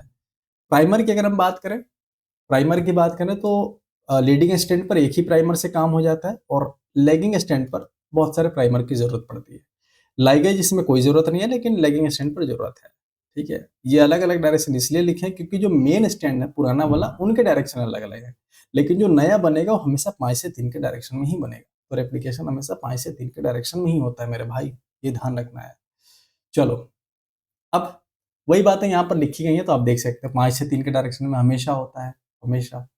और एक स्टैंड दूसरे स्टैंड के हमेशा क्या हो जाता है? एंटी पैरेलल होता है, ये भी बात आपको पता है। एक पुराना स्टैंड होता है और एक नया स्टैंड होता है, अभी हम देखेंगे। ये कुछ एनर्जी है, कहाँ से एनर्जी मिलता है? तो एटीपी, जीटीपी, टीटीपी, ये सारे होते हैं जिनसे इसको एनर्जी मिलता है काम करने के लिए, ठीक है। और रिजल्ट क्या होता है कि एक डीएनए से तुमने देखा कि 2 आइडेंटिकल डीएनए मॉलिक्यूल हमारे को बन के तैयार मिलते हैं, जिसमें एक स्टैंड पुराना होता है और एक स्टैंड नया होता है। कैसे होता है अभी हम आगे देखेंगे। एक्यूरेसी बात करें तो काफी ज्यादा हाई एक्यूरेसी होती है। अब देखो यहाँ से पता चलेगा कि कैसे एक पुराना स्टैंड होता है, कैसे एक नया स्टैंड होता है। देखो, अब रेप्लिकेशन को मॉडल को समझने के लिए पहले हमने डीएनए का मॉडल समझा था कि डीएनए दिखता कैसा है वो बताने के लिए। अब रेप्लिकेशन के बाद डीएनए कैसा दिखता है वो समझाने के लिए 3 मॉडल आए। पहला मॉडल है कंजर्वेटिव मॉडल, दूसरा मॉडल है सेमी कंजर्वेटिव मॉडल और तीसरा मॉडल है डिस्पर्सिव मॉडल। जो सबसे इंपॉर्टेंट मॉडल है वो है 2 नंबर, सेमी कंजर्वेटिव मॉडल। पहले कंजर्वेटिव मॉडल समझ लो। कंजर्वेटिव मॉडल समझाने के लिए हुआ क्या कि इन्होंने लिया, भाई चलो एक नया डीएनए हम ले लेते हैं। नया डीएनए ले लिया हमने। इन्होंने क्या करा कि इससे जो नया डीएनए बनाया, बोला कि भाई एक डीएनए से 2 डीएनए बनेंगे। तो देखा क्या कि एक जो डीएनए बना इसके दोनों स्टैंड नए हैं और दूसरा जो डीएनए बना इसके दोनों स्टैंड पुराने हैं और एक के दोनों स्टैंड नए हैं। ये किससे पता चला? कंजर्वेटिव से, ठीक है। हालांकि ये बाद में गलत कर दिया गया कि भाई ऐसा नहीं होता, इन्होंने ऐसे बता दिया था कि एक जो डीएनए बना है उसके दोनों स्टैंड पुराने वाले हैं और एक जो डीएनए बना है उसके दोनों स्टैंड नए वाले हैं। ये बात नकार दिया गया था। दूसरा नंबर आता है सेमी कंजर्वेटिव मॉडल। काफी इंपॉर्टेंट है, यही जो है आज तक एक्सेप्टेड है। इन्होंने कहा था कि भाई साहब एक डीएनए से जो दो डीएनए बन रहे हैं, जैसे एक डीएनए है इससे दो डीएनए बन रहे हैं, तो एक वाला जो डीएनए है वो इसी के पेरेंट से मिला है और जो दूसरा स्ट्रैंड है ना ये नया बना है। वैसे ही ये जो दूसरा डीएनए बना है इसका एक स्ट्रैंड पेरेंट से है और दूसरा जो स्ट्रैंड है ये नया बना है। ये किसमें बना था? सेमी कंजर्वेटिव में, इसीलिए बोला गया आधा है, सेमी है, सेमी कंजर्वेटिव मॉडल। किसने दिया था? वाटसन एंड क्रिक ने दिया था। बाद में इसी को मिशेल्सन और स्टॉल ने प्रूव किया था। ठीक है, एक और मॉडल है dispersive model. Dispersive model important नहीं, इन्होंने डीएनए को क्या करा था, अलग अलग फ्रेगमेंट में बांट दिया था। ठीक है, और नए और पुराने वाले को रैंडमली मिक्स कर दिया था। हालांकि इंपॉर्टेंट नहीं है, आपको क्या याद रखना है, बस सेमी कंजर्वेटिव मॉडल किसने दिया था और किसने प्रूव करा था। ठीक है, चलो वही बात यहाँ पर लिखी गई है सेमी कंजर्वेटिव मॉडल के बारे में, जो बातें मैंने आपको बता दी सारी चीजें। यहाँ पर आप देख सकते हो कि ये मान लो पेरेंट का एक डीएनए है, दोनों स्ट्रैंड कैसे हैं, नीले नीले। पहला जनरेशन बना तो यहाँ पर आप देख सकते हो एक डीएनए से दो डीएनए बने हैं, तो एक स्ट्रैंड कैसा है, नीला है, इसका भी एक स्ट्रैंड कैसा है, नीला है, मतलब दोनों के एक एक स्ट्रैंड पेरेंट वाले हैं। और जो नया है ना वो एक ही स्ट्रैंड है जो कि कैसा है, ऑरेंज कलर का है, इसमें भी एक स्ट्रैंड नया है और एक पुराना है। अब इससे जब अगला जनरेशन बनाते हो तो क्या होता है, देखो दोनों अलग अलग होंगे, एक नीला इधर जाएगा और एक लाल इधर जाएगा, और नया वाला इससे आकर के जुड़ेगा तो एक लाल इससे जुड़ेगा और एक लाल इससे जुड़ेगा, तो ये दोनों लाल लाल हो जाएंगे और इसमें एक नीला और एक लाल हो जाएगा, मतलब दोनों पेरेंट के आ रहे हैं। देख रहे हो आप, इसमें भी दोनों के एक एक स्टैंड पेरेंट से आ रहा है, एक एक नया जुड़ रहा है। ठीक है, यही बात समझाई थी किसने, सेमी कंजर्वेटिव मॉडल में, आपके क्या नाम है इनके, वाटसन एंड क्रिक ने। ठीक है, सारी बातें यहाँ पर लिखी गई हैं, आप पढ़ सकते हो सारी बातें मैंने जो आपको समझा दी। मिशेल्सन और स्टॉल ने समझाने के लिए ज्यादा कुछ नहीं किया था। एक नाइट्रोजन का तुम्हें पता ना आइसोटोप होता है 14 और 15, ठीक है, ये आइसोटोप्स होते हैं नाइट्रोजन के, तो उसका इस्तेमाल करा था। ठीक है, सिंपली इतना समझ लो कि दो जनरेशन के बाद उनको पता चला था कि भाई साहब जो नए बने हैं ना चार डीएनए, ठीक है, उसमें 50% जो स्टैंड है, सबके एक एक स्टैंड जो है वो किसके हैं, वो सारे एक एक स्टैंड जो है वो पेरेंटल है, पुराने वाले पेरेंट के हैं, और जो नया एक एक स्टैंड है वो नया है। यही बात इन्होंने कंफर्म किया था मिशेल्सन और स्टॉल ने, इसका इस्तेमाल करके। डिटेल में इससे ज्यादा मत जानो, ठीक है, कंफ्यूजन होगा। अब हमने देख लिया रेप्लिकेशन, मतलब डीएनए से डीएनए बना लिया, लेकिन हमें आरएनए भी बनाना है। तो डीएनए से आरएनए बनाने के प्रोसेस को हम ट्रांसक्रिप्शन कह देते हैं। क्या कह देते हैं? ट्रांसक्रिप्शन कह देते हैं। अब देखो भैया कैसे बनता है डीएनए से आरएनए। पहली बात तो ये कि होता कहाँ है, न्यूक्लियस में होता है यूकैरियोट्स में, प्रोकैरियोट्स में साइटोप्लाज्म में होता है। उसके अलावा इसका मुख्य उद्देश्य ये है कि पहले आरएनए बनाना और इसी आरएनए का इस्तेमाल करके हमें प्रोटीन बनाना। प्रोटीन इंपॉर्टेंट है काफी। अब इसमें भी तीन स्टेप होते हैं, पहले का नाम है इनिशिएशन, दूसरे का नाम है इलोंगेशन, तीसरे का नाम है टर्मिनेशन। नाम से पता चल रहा है इनिशिएशन का मतलब क्या होता है, आरंभ, मतलब शुरुआत। शुरुआत कैसे होती है कि एक एंजाइम होता है, जैसे वहां पर डीएनए पॉलीमरेज था, डीएनए बनाना था तो डीएनए पॉलीमरेज, या आरएनए बनाना है तो आरएनए पॉलीमरेज आता है, और एक रीजन होता है डीएनए का जहां से स्टार्ट करना होता है उसको हम प्रोमोटर रीजन कह देते हैं। क्या कहते हैं? Promoter region. वहां पर आकर के ये जुड़ जाता है, ठीक है, जुड़ जाता है। अच्छा, जहां पर ये स्टार्टिंग वाला एरिया है ना उसको हम टाटा बॉक्स भी कहते हैं। क्यों टाटा बॉक्स? क्योंकि यहाँ पर जनरली होता है टीए टीए, टीए टीए मतलब थाइमिन एडेनिन, थाइमिन एडेनिन, यही पाया जाता है यहाँ पर, यहीं से प्रोमोटर होता है, यहीं से स्टार्ट होता है आरएनए का बनना। ठीक है, इसलिए इसको हम टाटा बॉक्स भी कह देते हैं। समझ आएगी बात? अब जुड़ गया है तो अब इलोंगेट करेंगे, मतलब वहां से चीजों को आगे बढ़ाएंगे। तो आरएनए पॉलीमरेज क्या कर देता है, इसका जो कॉम्प्लीमेंट्री है, जैसे ये एक स्ट्रैंड है, इसका कॉम्प्लीमेंट्री जो जो चाहिए वो यहाँ पर जोड़ना शुरू कर देता है। ठीक है, अब बस यही काम करता है कि जैसे यहाँ पर ए है तो यहाँ पर टी के बदले यू जोड़ता है, यहाँ पर जी है तो सी जोड़ता है, यहाँ पर सी है तो यहाँ पर जी जोड़ता है। ऐसे करते करते एक नया स्टैंड बनाता है, और बाद में ये स्टैंड बिल्कुल अलग हो जाता है, सिंगल स्टैंड, और ये आरएनए बन जाता है सिंपली। ठीक है, ये भी हमेशा 5 से 3 के डायरेक्शन में ही होता है ट्रांसक्रिप्शन। उसके अलावा टर्मिनेशन, जब पूरा का पूरा डीएनए से आरएनए बन जाएगा तो क्या कह देंगे हम उसको, टर्मिनेशन कह देंगे, खत्म हो जाएगा, समापन हो गया, सिंपल। चलो, अब इसमें भी कुछ एंजाइम्स होते हैं जो काम करते हैं। जैसे एक एंजाइम जो सबसे मेन इंपॉर्टेंट एंजाइम है वो है आरएनए पॉलीमरेज। डीएनए वाले में डीएनए पॉलीमरेज, ये क्या कर देता है, आरएनए को बनाने में मदद कर देता है। इसके कई सारे वैरायटी हैं, जैसे वहां देख रहे थे ना डीएनए पॉलीमरेज 1 और डीएनए पॉलीमरेज 3, इसके भी कई सारे वैरायटी। प्रोकैरियोट में इसके जितने वैरायटी है ना वो सब होते हैं, लेकिन यूकैरियोट में सिर्फ 3 वैरायटी पाए जाते हैं, 1, 2 और 3। ठीक है, इसमें भी हेलिकेज एंजाइम चाहिए। क्यों? डीएनए को जब तक खोलेंगे नहीं, एक स्टैंड दिखेगा नहीं, एक स्टैंड दिखेगा नहीं, तो उस पर कोडिंग कर नहीं सकते, तो उसके लिए हेलिकेज एंजाइम चाहिए। टोपोआइसोमरेज इसके भी चाहिए, क्योंकि खोल रहे हैं तो क्या पता यहाँ पर गांठ बन जाए, तो उस गांठ को छुड़ाने के लिए टोपोआइसोमरेज चाहिए। इसका दूसरा नाम गायरीज एंजाइम भी होता है। तीसरा ट्रांसक्रिप्शन फैक्टर चाहिए, ये क्या कर देता है, ट्रांसक्रिप्शन को स्टार्ट करने में मदद करता है।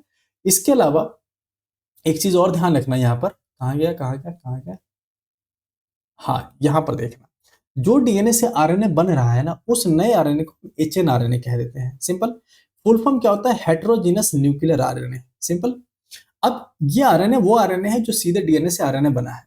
अब इसको ना थोड़ा सा क्या करते हैं, जैसे बच्चा पैदा हो रहा है तो उसको क्या कर देते हैं, थोड़ा सा साफ साफ सुथरा करते हैं, उसके कई सारी चीजें होती हैं, तो वैसे ही ना इसको थोड़ा सजाते हैं। कैसे सजाते हैं कि पहले इसको टोपी पहना जाती है, जिसको हम कैपिंग कह देते हैं। किसकी टोपिंग, एक केमिकल की टोपी पहनाई जाती है जिसका नाम है 7 मिथाइल गुआनोसिन। 7 मिथाइल गुआनोसिन कहां पर पहनाई जाती है, 5 वाले एंड पर। ठीक है। दूसरा एक प्रोसेस होता है स्प्लाइसिंग। स्प्लाइसिंग का मतलब होता है काटना, काटना। ठीक है। तो देखो डीएनए का एक स्ट्रैंड होता है ना, डीएनए का स्ट्रैंड, तो डीएनए के स्ट्रैंड में, पूरे स्ट्रैंड में क्या हो जाता है, एक पार्ट कहलाता है इंट्रॉन और एक पार्ट कहलाता है एक्सॉन। ठीक है। अब इंट्रॉन और एक्सॉन क्या होता है, एक्सॉन वो पार्ट है जो कि एक्टिव है, जो कि किसी काम में मदद कर रहा है, हेल्प कर रहा है। इंट्रॉन वो पार्ट है जो कि बेचारा है, बेचारा मतलब किसी चीज में भाग नहीं ले रहा है, जो कि जिसकी कोई जरूरत नहीं होती, तो इसको काट के अलग किया जाता है। सिर्फ एक्सॉन एक्सॉन बचा लिया जाता है, सिंपली। ठीक है। और एक्सॉन एक्सॉन बचा करके आपस में जोड़ दिया जाता है कि भाई इसी से काम लेना है तो इसको एक साथ रख देते हैं। इसको हम स्प्लाइसिंग कह देते हैं। सबसे लास्ट में क्या किया जाता है, बिल्कुल एंड में, पॉली एडिनाइलेशन, यानी आरएनए का जो सबसे लास्ट होता है, जो नया बना है, उसके लास्ट में पूंछ लगा देते हैं। किसका पूंछ लगा देते हैं, एडेनिन का, जिसको हम पॉली एडिनाइलेशन कह देते हैं।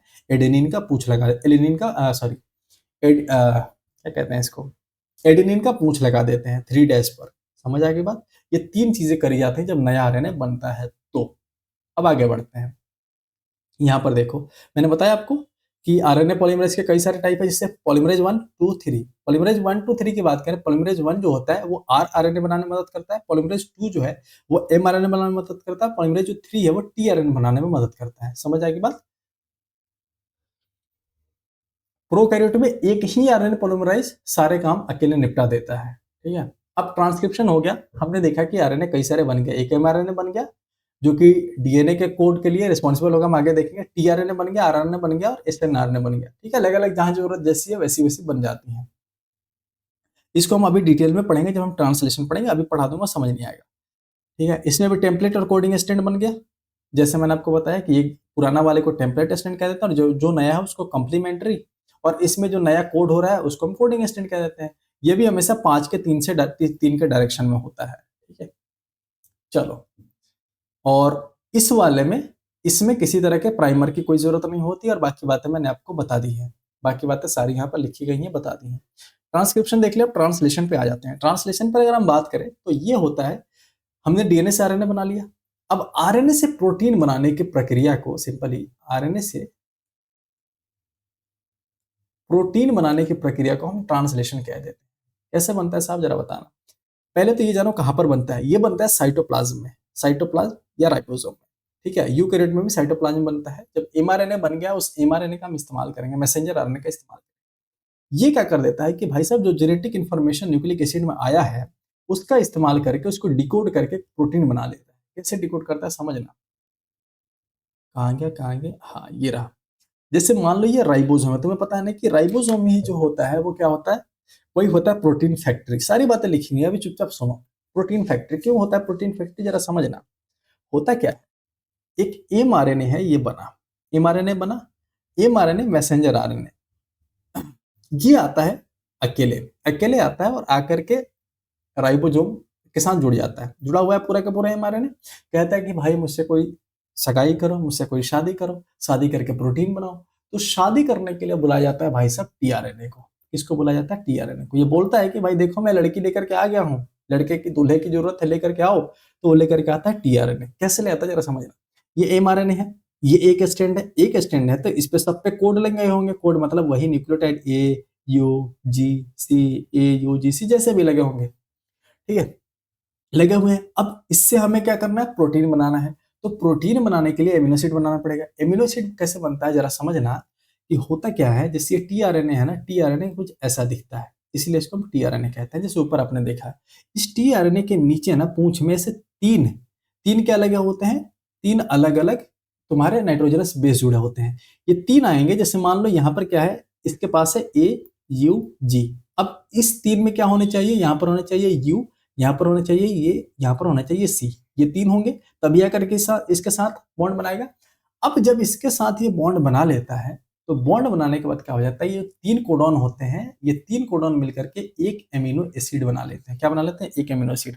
अब टी जो है, ये जो टी वाला आरएनए है, ये कहाँ से आता है? ए साइड से आता है। बोलता है कि हाँ हाँ मेरे पास है, क्या चाहिए तुम्हें? तो ये चाहिए। तो राइबोसोम कहता है तुम आओ। कहाँ से आओ? ए से आओ, ए से आओ। यहाँ से टीआरएनए एंटर किया। पी साइड पर क्या होता है? परफॉर्म करता है। परफॉर्म मतलब यहाँ करके जो 3 लेकर के बेस आया है ना, उसका जोड़ा बना देता है। कहता है कि हाँ भाई जोड़ा बना लो। और जोड़ा बनाने के बाद यहाँ खाली कर दिया, और ये जो है तीनों मिलकर के क्या बन जाते हैं? यही तीनों मिलकर के एक अमीनो एसिड बना लेते हैं। क्या बना लेते हैं? एक अमीनो एसिड बना लेते हैं। एमिनो एसिड बन गया, और यहाँ से ई से एग्जिट कर जाता है, ई से टीआरएनए एग्जिट कर जाता है, और ये एमिनो एसिड बन गया। एक एमिनो एसिड बना, फिर दूसरा यहाँ से टी वाला आएगा, दूसरा एक 3 का कोड करेगा, दूसरा एमिनो एसिड बनेगा, वो इसके साथ जुड़ जाएगा। ऐसे करते करते कई सारे एमिनो एसिड बनते जाते हैं, जुड़ते जाते हैं, बढ़ते जाते हैं, जुड़ते जाते हैं, बनते जाते हैं, जुड़ते जाते हैं। अब ये एमिनो एसिड का एक लंबा चेन बन जाता है। यही एमिनो एसिड का जब लंबा चेन बनता है तो वो कहलाता है प्रोटीन। समझ आ गई बात? तो बताओ क्या कहलाता है? प्रोटीन। तुम्हें पता है ना कि एमिनो एसिड जब कई सारे मिलेंगे तो उसको हम प्रोटीन कह देते हैं। ठीक है, समझ आ गई? अब समझ आ गया एमआरएनए क्या काम करता है और टीआरएनए क्या काम करता है। वो सारी बातें यहाँ पर लिखी गई हैं, आप आराम से बैठ करके पढ़ लेना। सारी बातें यहाँ लिखी गई है, वो सारी बातें मैं बता दी। ए पर क्या होता है, टी पर क्या होता है, ई पर क्या होता है, सारी बातें मैंने आपको बता दी। ठीक है, यहाँ पर वही सारी चीजें लिखी गई हैं, किसका क्या काम है, सब बातें यहाँ पर लिखी गई हैं। तो आप इत्मीनान से पढ़ लेना, मैंने आपको समझा दिया सारी चीज। इंपॉर्टेंस ये है कि एमआरएनए प्रोटीन में कन्वर्ट होता है, और ये साइटोप्लाज्म राइबोसोम में होता है। उसके अलावा टीआरएनए का काम है एमिनो एसिड पकड़ करके या कोड लेकर के आना, और वहां पर ला करके बताने कि भाई ले मैं लेकर के आऊँ। यहाँ पर फोटो में भी आप देख सकते हो कि टीआरएनए, जैसे यहाँ पर देखो नीचे में क्या है, AAU है ना। अब इस AAU को कोड करने के लिए क्या क्या चाहिए? ए के लिए यू चाहिए, इस ए के लिए यू चाहिए, इस यू के लिए ए चाहिए। तो इन तीनों का जो मेल होगा, जिसके पास होगा वही यहाँ आएगा। तो टीआरएनए देख लो, इसके पास है क्या?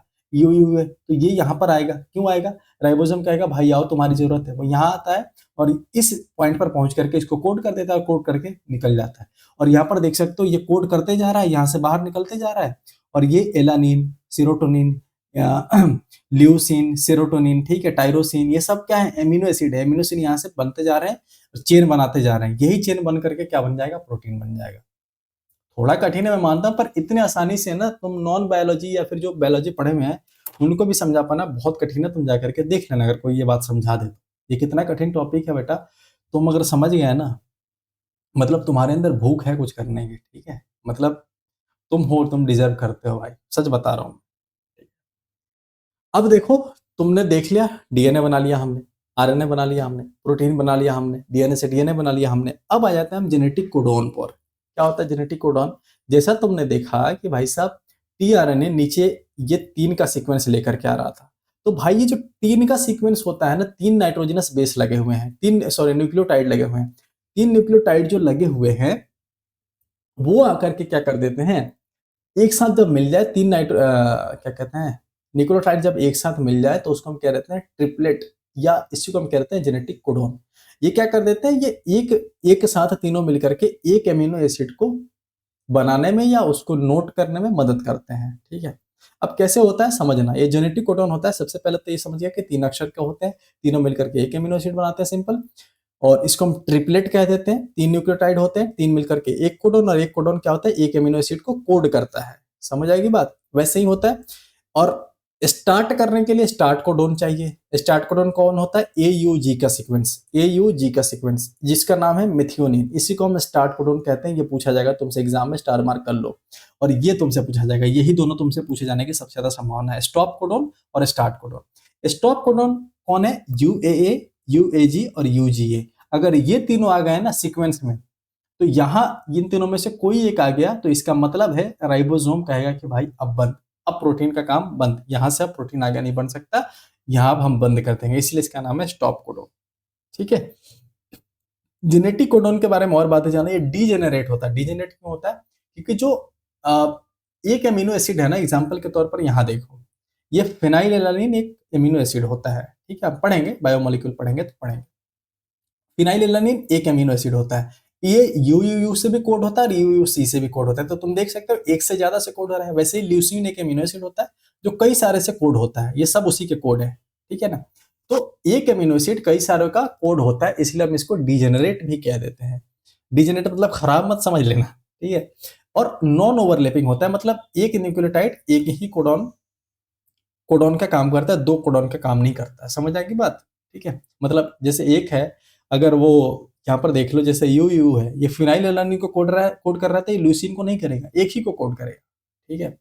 यूनिवर्सल होता है कि जितने भी कोडॉन है वो चाहे किसी जीव में है, जैसे यू यू यू जो है फिनाइल एलानिन को कोड कर रहा है, तो अगर ह्यूमन में है, मेरे अंदर है, तो यहाँ पर भी फिनाइल एलानिन करेगा।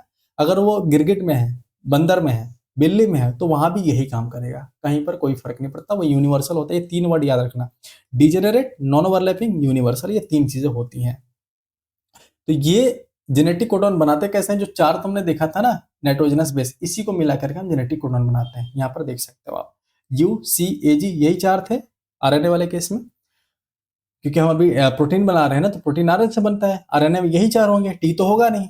तो इन चारों को ऐसे रख दो, इन चारों को ऐसे रख दो, और एक सीक्वेंस बना दो, और इधर से भी रख दो, सीक्वेंस बना दो, तो ऐसे बन जाता है। ये सारे एमिनो एसिड के कोडॉन है, सारे याद नहीं करने हैं आप, कोई भी याद नहीं करना, बस क्या याद रखना है, एक ये start codon, A U G start codon होते हैं, और दो ये रहे यू ए यू ए जी और यू जी है, वा वा और उगा, वा वा वाग, वा उगा और वाग, ये तीन जो होते हैं ये स्टॉप कोडॉन होते हैं। मतलब इनका सिंबल ये है कि भाई साहब आप बंद करो, बहुत हो गया, दुकान बंद करो, ठीक है। समझ आ गई बात। अच्छा, ये जो ट्रांसलेशन होता है ये भी ध्यान रखना है, 5 से 3 के डायरेक्शन में होता है, और बाकी सारी बातें मैंने आपको बता दी हैं। अब यहां तक पहुंच गए तो थोड़ा सा अब आ जाते हैं क्रोमोसोम पर। क्या क्या समझ लिया, जरा हम रिवीजन कर लेते हैं। सबसे पहले हमने समझा न्यूक्लिक एसिड, फिर न्यूक्लिक एसिड के दो पार्ट देखे, डीएनए आरएनए। डीएनए आरएनए कैसे बनता है, क्या क्या होता है, डीएनए आरएनए का स्ट्रक्चर देखे, फिर देखा कि भाई साहब डीएनए से क्या बनता है, आरएनए बनता है, आरएनए से प्रोटीन बनता है, फिर हम उनके मॉडल्स देखे, सारी चीजें हम देख चुके हैं। अब आ जाते हैं हम क्रोमोसोम पर। क्रोमोसोम की अगर हम बात करें तो कैसा दिखता है, तुमने ऐसा देखा होगा क्रोमोसोम, एक्स जैसा देखा होगा। अब इस एक्स को जब तुम बड़ा करोगे ना, इस हिस्से को मान लो तुमने इतने हिस्से को बड़ा किया तो ऐसा दिखता है, देख रहे हो इसमें कई सारे ऐसे लगे रहे तार, इसमें कई सारे तार ऐसे लगे हुए हैं। अब इसके एक स्टैंड को या थोड़े से हिस्से को बड़ा करोगे तो ऐसा दिखेगा, वो देख रहे हो, ऐसा दिखेगा वो। अब इसके एक हिस्से को, सिर्फ एक पार्ट को, इतने को कट कर लो तो ऐसा दिखता है, देख रहे हो इसमें ऐसा लग रहा है, कई सारे इसमें ऐसे ऐसे ऐसे ऐसे ऐसे ऐसे, ये देख रहे हो मोतियां जुड़ी हुई हैं, मोतियां जड़ी हुई हैं, मोतियां जड़ी हुई हैं। अब इसको इसको इसको हम क्या करते हैं, क्रोमेटिन फाइबर कह देते हैं। मतलब ये एक जो धागा है इसको हम क्रोमेटिन फाइबर कह देते हैं। अब इस धागा को और बड़ा करके देखोगे तो तुम्हें देखिएगा कि एक धागा है और इसमें लग रहा है कि कोई सिक्का बांधा हुआ है, फिर एक धागा उसमें लगे कि सिक्का बांधा हुआ है। तो ये जो सिक्का है ना, ये है हिस्टोन प्रोटीन, और ये जो ऊपर बंधा हुआ ये है डीएनए। कौन है, डीएनए इसके ऊपर से बंधा हुआ है। तो डीएनए और हिस्टोन प्रोटीन मिलकर के न्यूक्लियोसोम बना लेते हैं, और सबसे छोटा वाला जो धागा दिख रहा है वो है डीएनए। तो डीएनए और प्रोटीन मिलकर के न्यूक्लियोसोम बनाते हैं। न्यूक्लियोसोम, बहुत सारा न्यूक्लियोसोम मिलकर के क्रोमेटिन फाइबर बना लेता है, और क्रोमेटिन फाइबर आपस में मिलजुल करके क्रोमोसोम बना लेते हैं। कैसे बनता है जरा समझना, यहाँ पर समझना। सेंट्रोसोम, न्यूक्लियोसोम की बात करें हम, तो कहाँ गया, हाँ ये रहा। न्यूक्लियोसोम में क्या होता है समझना, कि डीएनए, सिंपली डीएनए और प्लस प्रोटीन, ठीक है। जैसे तुमने देखा डीएनए प्लस प्रोटीन, ये दोनों मिलकर के क्या बना लेते हैं, न्यूक्लियोसोम बना लेते हैं, ठीक है। ये जो होता है क्रोमेटिन का एक इकाई होता है। अभी देखा था हमने कि क्रोमोसोम से छोटा क्रोमेटिन, और क्रोमेटिन से छोटा न्यूक्लियोसोम। और वो न्यूक्लियोसोम किस किस चीज का बना है, डीएनए प्लस प्रोटीन का। मेनली कौन सा प्रोटीन होता है, हिस्टोन प्रोटीन। क्या होता है, हिस्टोन प्रोटीन के ऊपर ऐसे डीएनए बंधा हुआ होता है। सबसे पहले किसने बताया था, रोजर कोन बर्ग ने बताया था 1974 के आसपास। इन्होंने बताया था कि भाई साहब जो न्यूक्लियोसोम है वो बीड्स के जैसा दिखता है, मतलब मोती मोती जैसा दिखता है, जैसा आपको दिखा था, ठीक है, मोती मोती जैसा होता है। ये मॉडल दिया था इन्होंने। और ये काम क्या करता है, डीएनए को पैकेज करने में काम करता है। देख सकते हैं कि इसको पैकेजिंग में काम कर रहा है, भाई साहब ऐसे पैकेज हो जाए।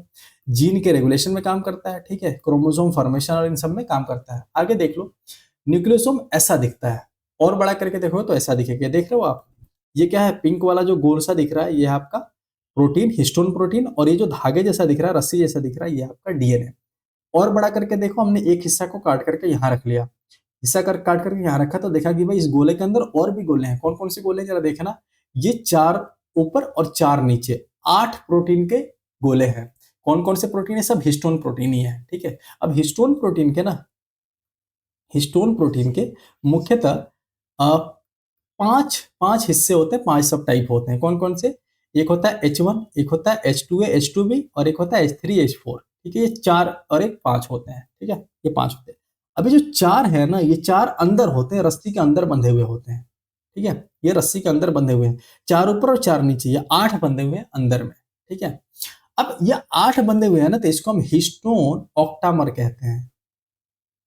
हिस्टोन ऑक्टा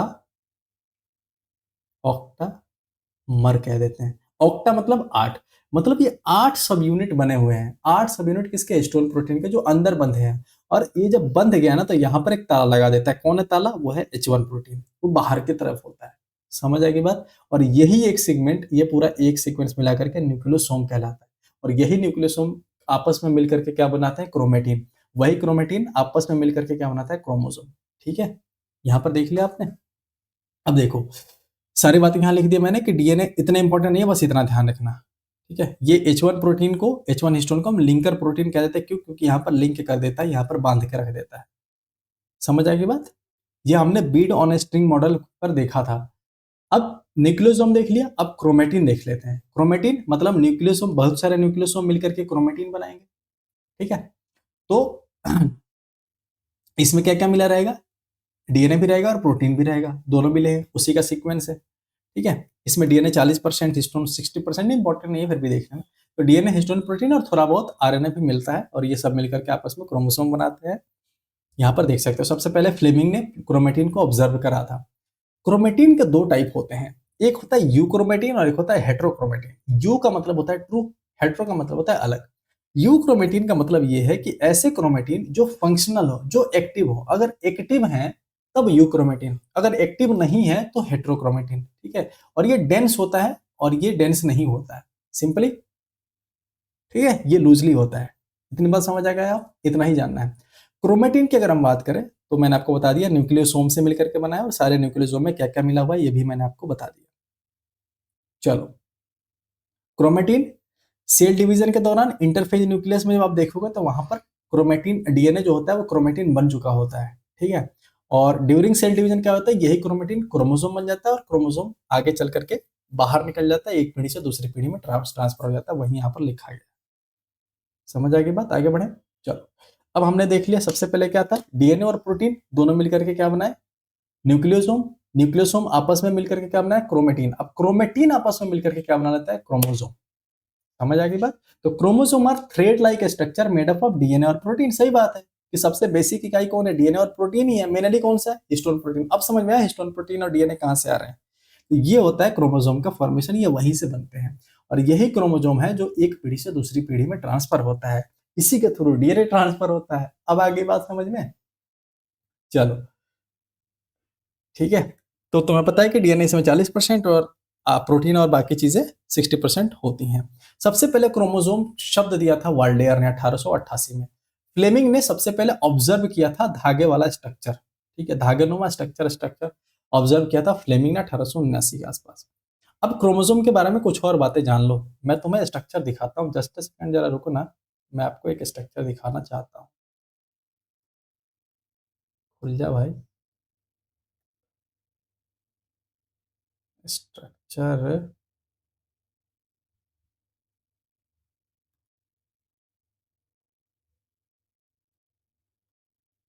हाँ, यहाँ पर देखो, यहाँ पर देखो आप, ये देखो, ये पूरा का पूरा क्रोमोसोम है। ऐसे ही दिखता है ना, एक्स जैसा। अब देखो, तुम ध्यान से देखोगे ना, तो इसमें दो ऐसे ऐसे डंडे मिलकर के एक्स बनाते हैं। तो एक डंडे को हम क्रोमेटिड कह देते हैं। क्या कहते हैं? क्रोमेटिड। एक डंडे को क्रोमेटिड। अच्छा, इन दोनों के सेंटर पर ना, जहां पर ये दोनों मिल रहे हैं, इन दोनों को जोड़ने का काम करता है सेंट्रोमियर। कौन करता है? सेंट्रोमियर। एक जो इसका आर्म होता है, नीचे वाला आर्म, ये लॉन्ग होता है, और ऊपर वाला जनरली शॉर्ट होता है, ठीक है। अच्छा, एक ही क्रोमोसोम के दो क्रोमेटिड है ना, दो क्रोमेटिड से एक क्रोमोसोम बना है। तो इन दोनों क्रोमेटिड को हम सिस्टर क्रोमेटिड कह देते हैं। और दो अलग अलग क्रोमोसोम है ना, तो उनके, एक इसका दूसरे क्रोमोसोम का क्रोमेटिड और एक दूसरे क्रोमोसोम का क्रोमेटिड, तो ये दोनों नॉन सिस्टर क्रोमेटिड कहलाते हैं, ठीक है। अच्छा, यहाँ पर एक प्रोटीन होता है। तुम्हें पता था ना कि जब हम देख रहे थे सेल डिवीजन कि यहीं पर आकर के स्पिंडल फाइबर जुड़ रहा था और इसको तोड़ करके अलग कर रहा था, इसको तोड़ करके अलग कर रहा था। यहाँ पर जो जुड़ता है ना, यहाँ पर वो कौन होता है, जरा बताना मुझे, कौन सा चीज होता है यहाँ पर, कौन सा चीज होता है? वो होता है काइनेटोकोर। कौन होता है? काइनेटोकोर। काइनेटोकोर यही जो सेंट्रोमियर तुमने देखा था, ये जैसे तुम्हारा क्रोमोसोम है, क्रोमोसोम के यहाँ पर क्या है? सेंट्रोमियर, जिसने इन दोनों को जोड़ के रखा है। इसी सेंट्रोमियर में प्रेजेंट होता है काइनेटोकोर, और इसी काइनेटोकोर से जुड़ता है कौन? स्पिंडल फाइबर, जो इन दोनों को तोड़ करके अलग अलग कर रहा था। याद आ रहा है? एनाफेज में टूट करके एक स्टैंड ऊपर एक स्टैंड नीचे, मेटाफेज में दोनों जुड़ रहे थे और एनाफेज में टूट करके अलग अलग हो रहे थे। याद आ रहा है? ध्यान आ रहा है कि मेटाफेज में दोनों सेंटर में आ रहा था और स्पिंडल फाइबर इससे जुड़ जा रहा था। वह स्पिंडल फाइबर कहाँ से निकल रहा था? हमारे कहाँ से निकल रहा था बताओ, बता देना मुझे, ठीक है? जो कि सिर्फ एनिमल सेल में पाया जाता है। चलो, टीलोमेयर की बात करें तो जो तुम ये किनारे वाला पोर्शन देख रहे हो ना, किनारे वाला पोर्शन, ये कहलाता है टीलोमेयर। क्या कहलाता है? टीलोमेयर। ठीक है, ये क्या कर देता है? इसके किनारे को बचा करके रखता है। क्रोमोनोमा क्या होता है? Coiled thread inside chromatid. तुमने देखा ना कि क्रोमेटिड के अंदर ये जो एक स्टैंड था, इसको बड़ा करके देखे होते, इसमें कई सारे क्वाइल्स होते हैं अंदर। इस क्वाइल को हम क्रोमोनोमा कह देते हैं। कंस्ट्रिक्शन इंपॉर्टेंट नहीं है, कंस्ट्रिक्शन मतलब ये जो धंसा हुआ एरिया है ना, इसको हम प्राइमरी कंस्ट्रिक्शन कह देते हैं, ठीक है? और एक होता है सेकेंडरी कंस्ट्रिक्शन, वो इधर का एरिया होता है, ठीक है? चलो, अब आ जाते हैं हम क्रोमोसोम का टाइप देख लो। अगर सेंट्रोमियर के आधार पे बात करें, तुम्हें पता है ना कि बीच वाला हिस्सा जो होता है ये सेंट्रोमियर होता है। इसके पोजीशन के आधार पर अगर हम बात करें तो चार तरह के क्रोमोसोम पाए जाते हैं, मेटासेंट्रिक, सब मेटासेंट्रिक, एक्रोसेंट्रिक और टेलोसेंट्रिक। मेटासेंट्रिक नाम से पता चल रहा है, एम से मेटा और एम से मिडिल, मतलब बिल्कुल बीच में है और दोनों आर्म इक्वल हैं। जैसे तुम देख रहे थे ना, एक छोटा एक बड़ा है, नहीं, अगर ऐसा केस आ जाए कि दोनों आर्म्स इक्वल हैं तो ये कहला देता है मेटासेंट्रिक। सब सेंट्रिक में क्या हो जाता है कि स्लाइटली जो होता है ये सेंटर से अलग होता है, मतलब एक साइड थोड़े बड़े हो जाएंगे और एक साइड छोटे होंगे, मतलब दोनों जुड़े हुए हैं सेंटर से अलग साइड पर जाकर के, ठीक है? जैसे क्रोमोसोम नंबर 4 में होता है। एक्रोसेंट्रिक में क्या हो जाता है कि एक किनारे की तरफ जाकर जुड़ जाते हैं। कहां पर? एक किनारे की तरफ, किनारा नहीं, मतलब किनारे के साइड में, समझ रहे हो ना, किनारे के साइड। टीलोसेंट्रिक में होता है कि बिल्कुल किनारे से जुड़े हुए हैं। बिल्कुल कैसे जुड़े हुए हैं? किनारे से जुड़े हुए हैं, तो टीलोसेंट्रिक कहलाता है। ये हमारे ह्यूमन में जनरली नहीं पाया जाता, ठीक है? अच्छा, फंक्शन के आधार पर दो तरह के बांटा जाता है, एक होता है ऑटोसोम और एक होता है सेक्स क्रोमोसोम। ऑटोसोम और सेक्स क्रोमोसोम। सेक्स क्रोमोसोम वो क्रोमोसोम है जो सेक्सुअल रिप्रोडक्शन में भाग लेता है। जैसे तुम कहते हो ना कि ह्यूमन में जो है एक्स एक्स फीमेल में होता है और एक्स वाई मेल में होता है, तो ये जो होता है सेक्स क्रोमोसोम होता है। सिर्फ एक पेयर होता है जो सेक्स क्रोमोसोम होता है। बाकी हमें पता है कि ह्यूमन में 23 पेयर होते हैं, जिसमें से 22 पेयर वो ऑटोसोम होता है, मतलब जो नॉन सेक्स क्रोमोसोम। अब देखो, क्रोमोसोम की बात करें तो डिप्लॉइड और हैप्लॉइड, मैंने बता दिया आपको। सेल में डिप्लॉइड मतलब दो दो के जोड़े में है, जैसे हमारे ह्यूमन में है ना 23 जोड़ा है, 23 जोड़ा मतलब टोटल 46 है, तो दो दो का जोड़ा है तो डिप्लॉइड, और सिंगल सिंगल सिंगल सिंगल है तो हैप्लॉइड। तो ह्यूमन में क्या है? डिप्लॉइड है। डिप्लॉइड कितना है? 23 पेयर। टोटल क्रोमोसोम कितने हैं? 46। 23 जोड़ा मतलब 46। अनियन में टोटल होते हैं 16, ठीक है? राइस में कितने होते हैं? 24। फ्रूट फ्लाई, ड्रोसोफिला जिसको कहते हैं, जो मक्खियां उड़ती है ना फलों के ऊपर, उसको हम फ्रूट फ्लाई कहते हैं। तो उसमें टोटल 8 क्रोमोसोम होते हैं। और पी में कितने होते हैं? 14 होते हैं। मटर में 14 होते हैं। सबसे ज्यादा कौन से प्लांट में होता है? कल की क्लास में बताया, जरा मुझे बताना। एक और एग्जाम्पल है जो कि याद रखना है आपको, जो व्हीट है, गेहूं है, इसमें 42 होते हैं। लेकिन 42 इसलिए इंपॉर्टेंट है ना क्योंकि इसमें जो है 6-6 का जोड़ा बनता है, इसमें दो का जोड़ा नहीं बनता, तो इसलिए इसको हम क्या कहते हैं? हेक्साप्लोइड। क्या कहते हैं हम इसको? हेक्साप्लोइड। किसमें होता है हेक्साप्लोइड? ये होता है आपके व्हीट में, गेहूं में। अब मुझे आपको दो और चीजें बताना। कुत्ते में कितना होता है, और बिल्ली में कितना होता है, और हाथी में कितना होता है? ये 3 क्रोमोसोम मुझे आपको बताना पड़ेगा, ठीक है? आप मुझे बताओगे। चलो, अब क्रोमोसोम का फंक्शन एक तो हमने देख लिया कि भाई साहब ये जो है हेरेडिटरी, मतलब अनुवांशिक जो गुण है, एक पीढ़ी से दूसरी पीढ़ी में ट्रांसफर कर रहा है, क्योंकि किसी के अंदर बैठा है डीएनए। अच्छा, जीन क्या होता है? जो डीएनए फंक्शनल पार्ट है ना, फंक्शनल पार्ट, जैसे हमने देखा था कि एक्सॉन और इंट्रॉन दो पार्ट है। फंक्शनल पार्ट, एक्टिव पार्ट कौन है? एक्सॉन। तो जब एक्सॉन वाला जो एरिया होता है ना, वो जीन कहलाता है, ठीक है? यही जीन दिखता है, इसी जीन के कारण तुम्हारी आंखें भूरी हैं, काली हैं, ठीक है? तुम पता है ना कि अनुवांशिक गुण ट्रांसफर हुआ पेरेंट से तुम में, और यही जीन होता है जो कि क्या कर देता है? उसको दिखाने के लिए, एक्सप्रेस करने में मदद कर देता है, ठीक है? अच्छा, सेल क्रोमोसोम और क्या करता है? सेल डिवीजन में काम करता है, तुमने देख लिया है। जेनेटिक स्टेबिलिटी को बनाए रखने में मदद करता है, ये भी हमने देख लिया। और सेक्स को डिटरमाइन करने में, जैसे एक्स एक्स फीमेल होता है, एक्स वाई मेल होता है, इसमें भी वो मदद करता है। ये आप क्रोमोसोम का तुम फिगर देख सकते हो, अब तुम्हें समझ में आ जाएगा। सबसे पहले डीएनए था, और डीएनए और प्रोटीन मिलकर के क्या बना लिए, न्यूक्लियोसोम बना लिए, और इसका एक चेन बना करके, धागा बना करके हमने क्रोमेटिन फाइबर बना लिया। यही क्रोमेटिन फाइबर आपस में मिलकर के क्रोमोसोम बना लेते हैं, ठीक है। और सबसे अच्छा क्रोमोसोम कब दिखता है हमारे को, मेटाफेज में आकर के दिखता है। अब एक कंसेप्ट आता है ओपेरॉन का, बड़ा इंटरेस्टिंग कंसेप्ट है, समझना। ओपेरॉन में क्या होता है कि जीन स्ट्रक्चर, जीन क्या होता है, देखो ओपेरॉन बेसिकली क्या है, डीएनए का एक पार्ट है। डीएनए का एक पार्ट है जो कि तुम्हें पता है कि उसके पास एक प्रोमोटर है। प्रोमोटर क्या है, याद आ रहा है? प्रोमोटर क्या है? आरएनए का एक हिस्सा होता है, याद आ रहा है? प्रोमोटर क्या होता है कि एक हिस्सा है, डीएनए के ऊपर एक हिस्सा है जो कि क्या करता है, आरएनए बनाने के लिए मदद करता है। यही कहता है कि यहां से आरएनए बनाना शुरू करो, ठीक है। तो हम क्या कर रहे हैं, ओपेरॉन पढ़ रहे हैं। ओपेरॉन में मेनली हम डीएनए का वो हिस्सा लेते हैं, एक हिस्सा लेता है जिसको हम स्ट्रक्चरल जीन कह देते हैं, ठीक है। एक हिस्सा लेते हैं जो क्या कर देता है, जिसके ऊपर प्रोमोटर लगा हुआ है और रेगुलेटरी कुछ एलिमेंट्स लगे हुए हैं जो रेगुलेट कर रहे हैं कि भाई साहब इस पर तुम्हें ट्रांसक्रिप्शन कराना है, मतलब इसका तुम्हें आरएनए बनाना है, ठीक है। तो ऐसा सिस्टम को हम ओपेरॉन सिस्टम कह देते हैं। अब इस सिस्टम में क्या क्या होता है देखना, एक होता है स्ट्रक्चरल जीन। स्ट्रक्चरल जीन जैसे मैंने बताया कि वो क्या करता है, एंजाइम बनाने में, एंजाइम को कोड करने में या प्रोटीन बनाने में मदद कर देता है, जिसकी रिक्वायरमेंट होती है, जिसकी जरूरत होती है। एक बैठा है प्रोमोटर। प्रोमोटर कौन जगह है, जहां पर आरएनए पॉलीमरेज आएगा और कहे कि भाई यहां से ट्रांसक्रिप्शन करना स्टार्ट करो, वही होता है प्रोमोटर, यहां से स्टार्ट करो। ऑपरेटर ऐसा साइट है, देखो ऑपरेटर को आप ओ से दिखाते हैं। ऑपरेटर ऐसा साइट है जहां पर क्या होता है कि एक रिप्रेशर प्रोटीन होता है। रिप्रेशर प्रोटीन क्या होता है, जैसे मान लो कि ये हो गया प्रोमोटर, ठीक है। प्रोमोटर क्या कह रहा है कि भाई मेरे यहाँ आओ और यहाँ से शुरुआत करो ट्रांसक्रिप्शन बनाना। इसी के बगल में बैठा होता है ऑपरेटर, कहता है कि भाई साहब ले आओ, मुझे टोकन दो। जैसे तुम जाते हो मेला देखने, तो ये एक टोकन बेचने वाला होता है और एक टोकन चेक करने वाला होता है। सिनेमा हॉल में भी जाओगे तो यही होता है। टोकन बेचने वाले का काम है तुम्हें बेच देगा, क्या है कि भाई यहाँ से चले जाओ, तुम यहाँ से एंटर करोगे और गेट पर कौन मिलेगा तुम्हें, गेट पर मिलेगा तुम्हें गेट कीपर, वो कहेगा टिकट दिखाओ। टिकट दिखा दिए तुम तो ये तुम्हें अंदर जाने देगा। सेम ऐसे ही होता है यार। तुम गए प्रोमोटर के पास, प्रोमोटर तुम्हें टिकट दे दिया कि हाँ भाई ठीक है प्रोमोटर यही है, यहाँ से तुम एंटर ले सकते हैं। एंटर लिया, वहां बैठा है कौन, वहां बैठा है ऑपरेटर। ऑपरेटर का काम ये है, वो कहता है कि भाई साहब मुझे तुम टोकन दो। अगर इसको टोकन दे दिया, टोकन क्या होता है हम आगे देखेंगे।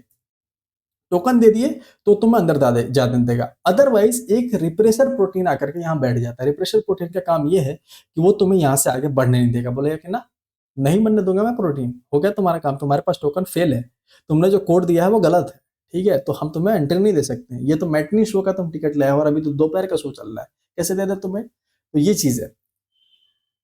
अब देखो, समझ गए तुम प्रोमोटर ऑपरेटर। और एक होता है रेगुलेटरी जीन। नाम से पता चल रहा है कि ये क्या कर देता है कि रिप्रेशर प्रोटीन को रेगुलेट करता है। कैसे रेगुलेट करता है अभी मैं आपको बताऊंगा।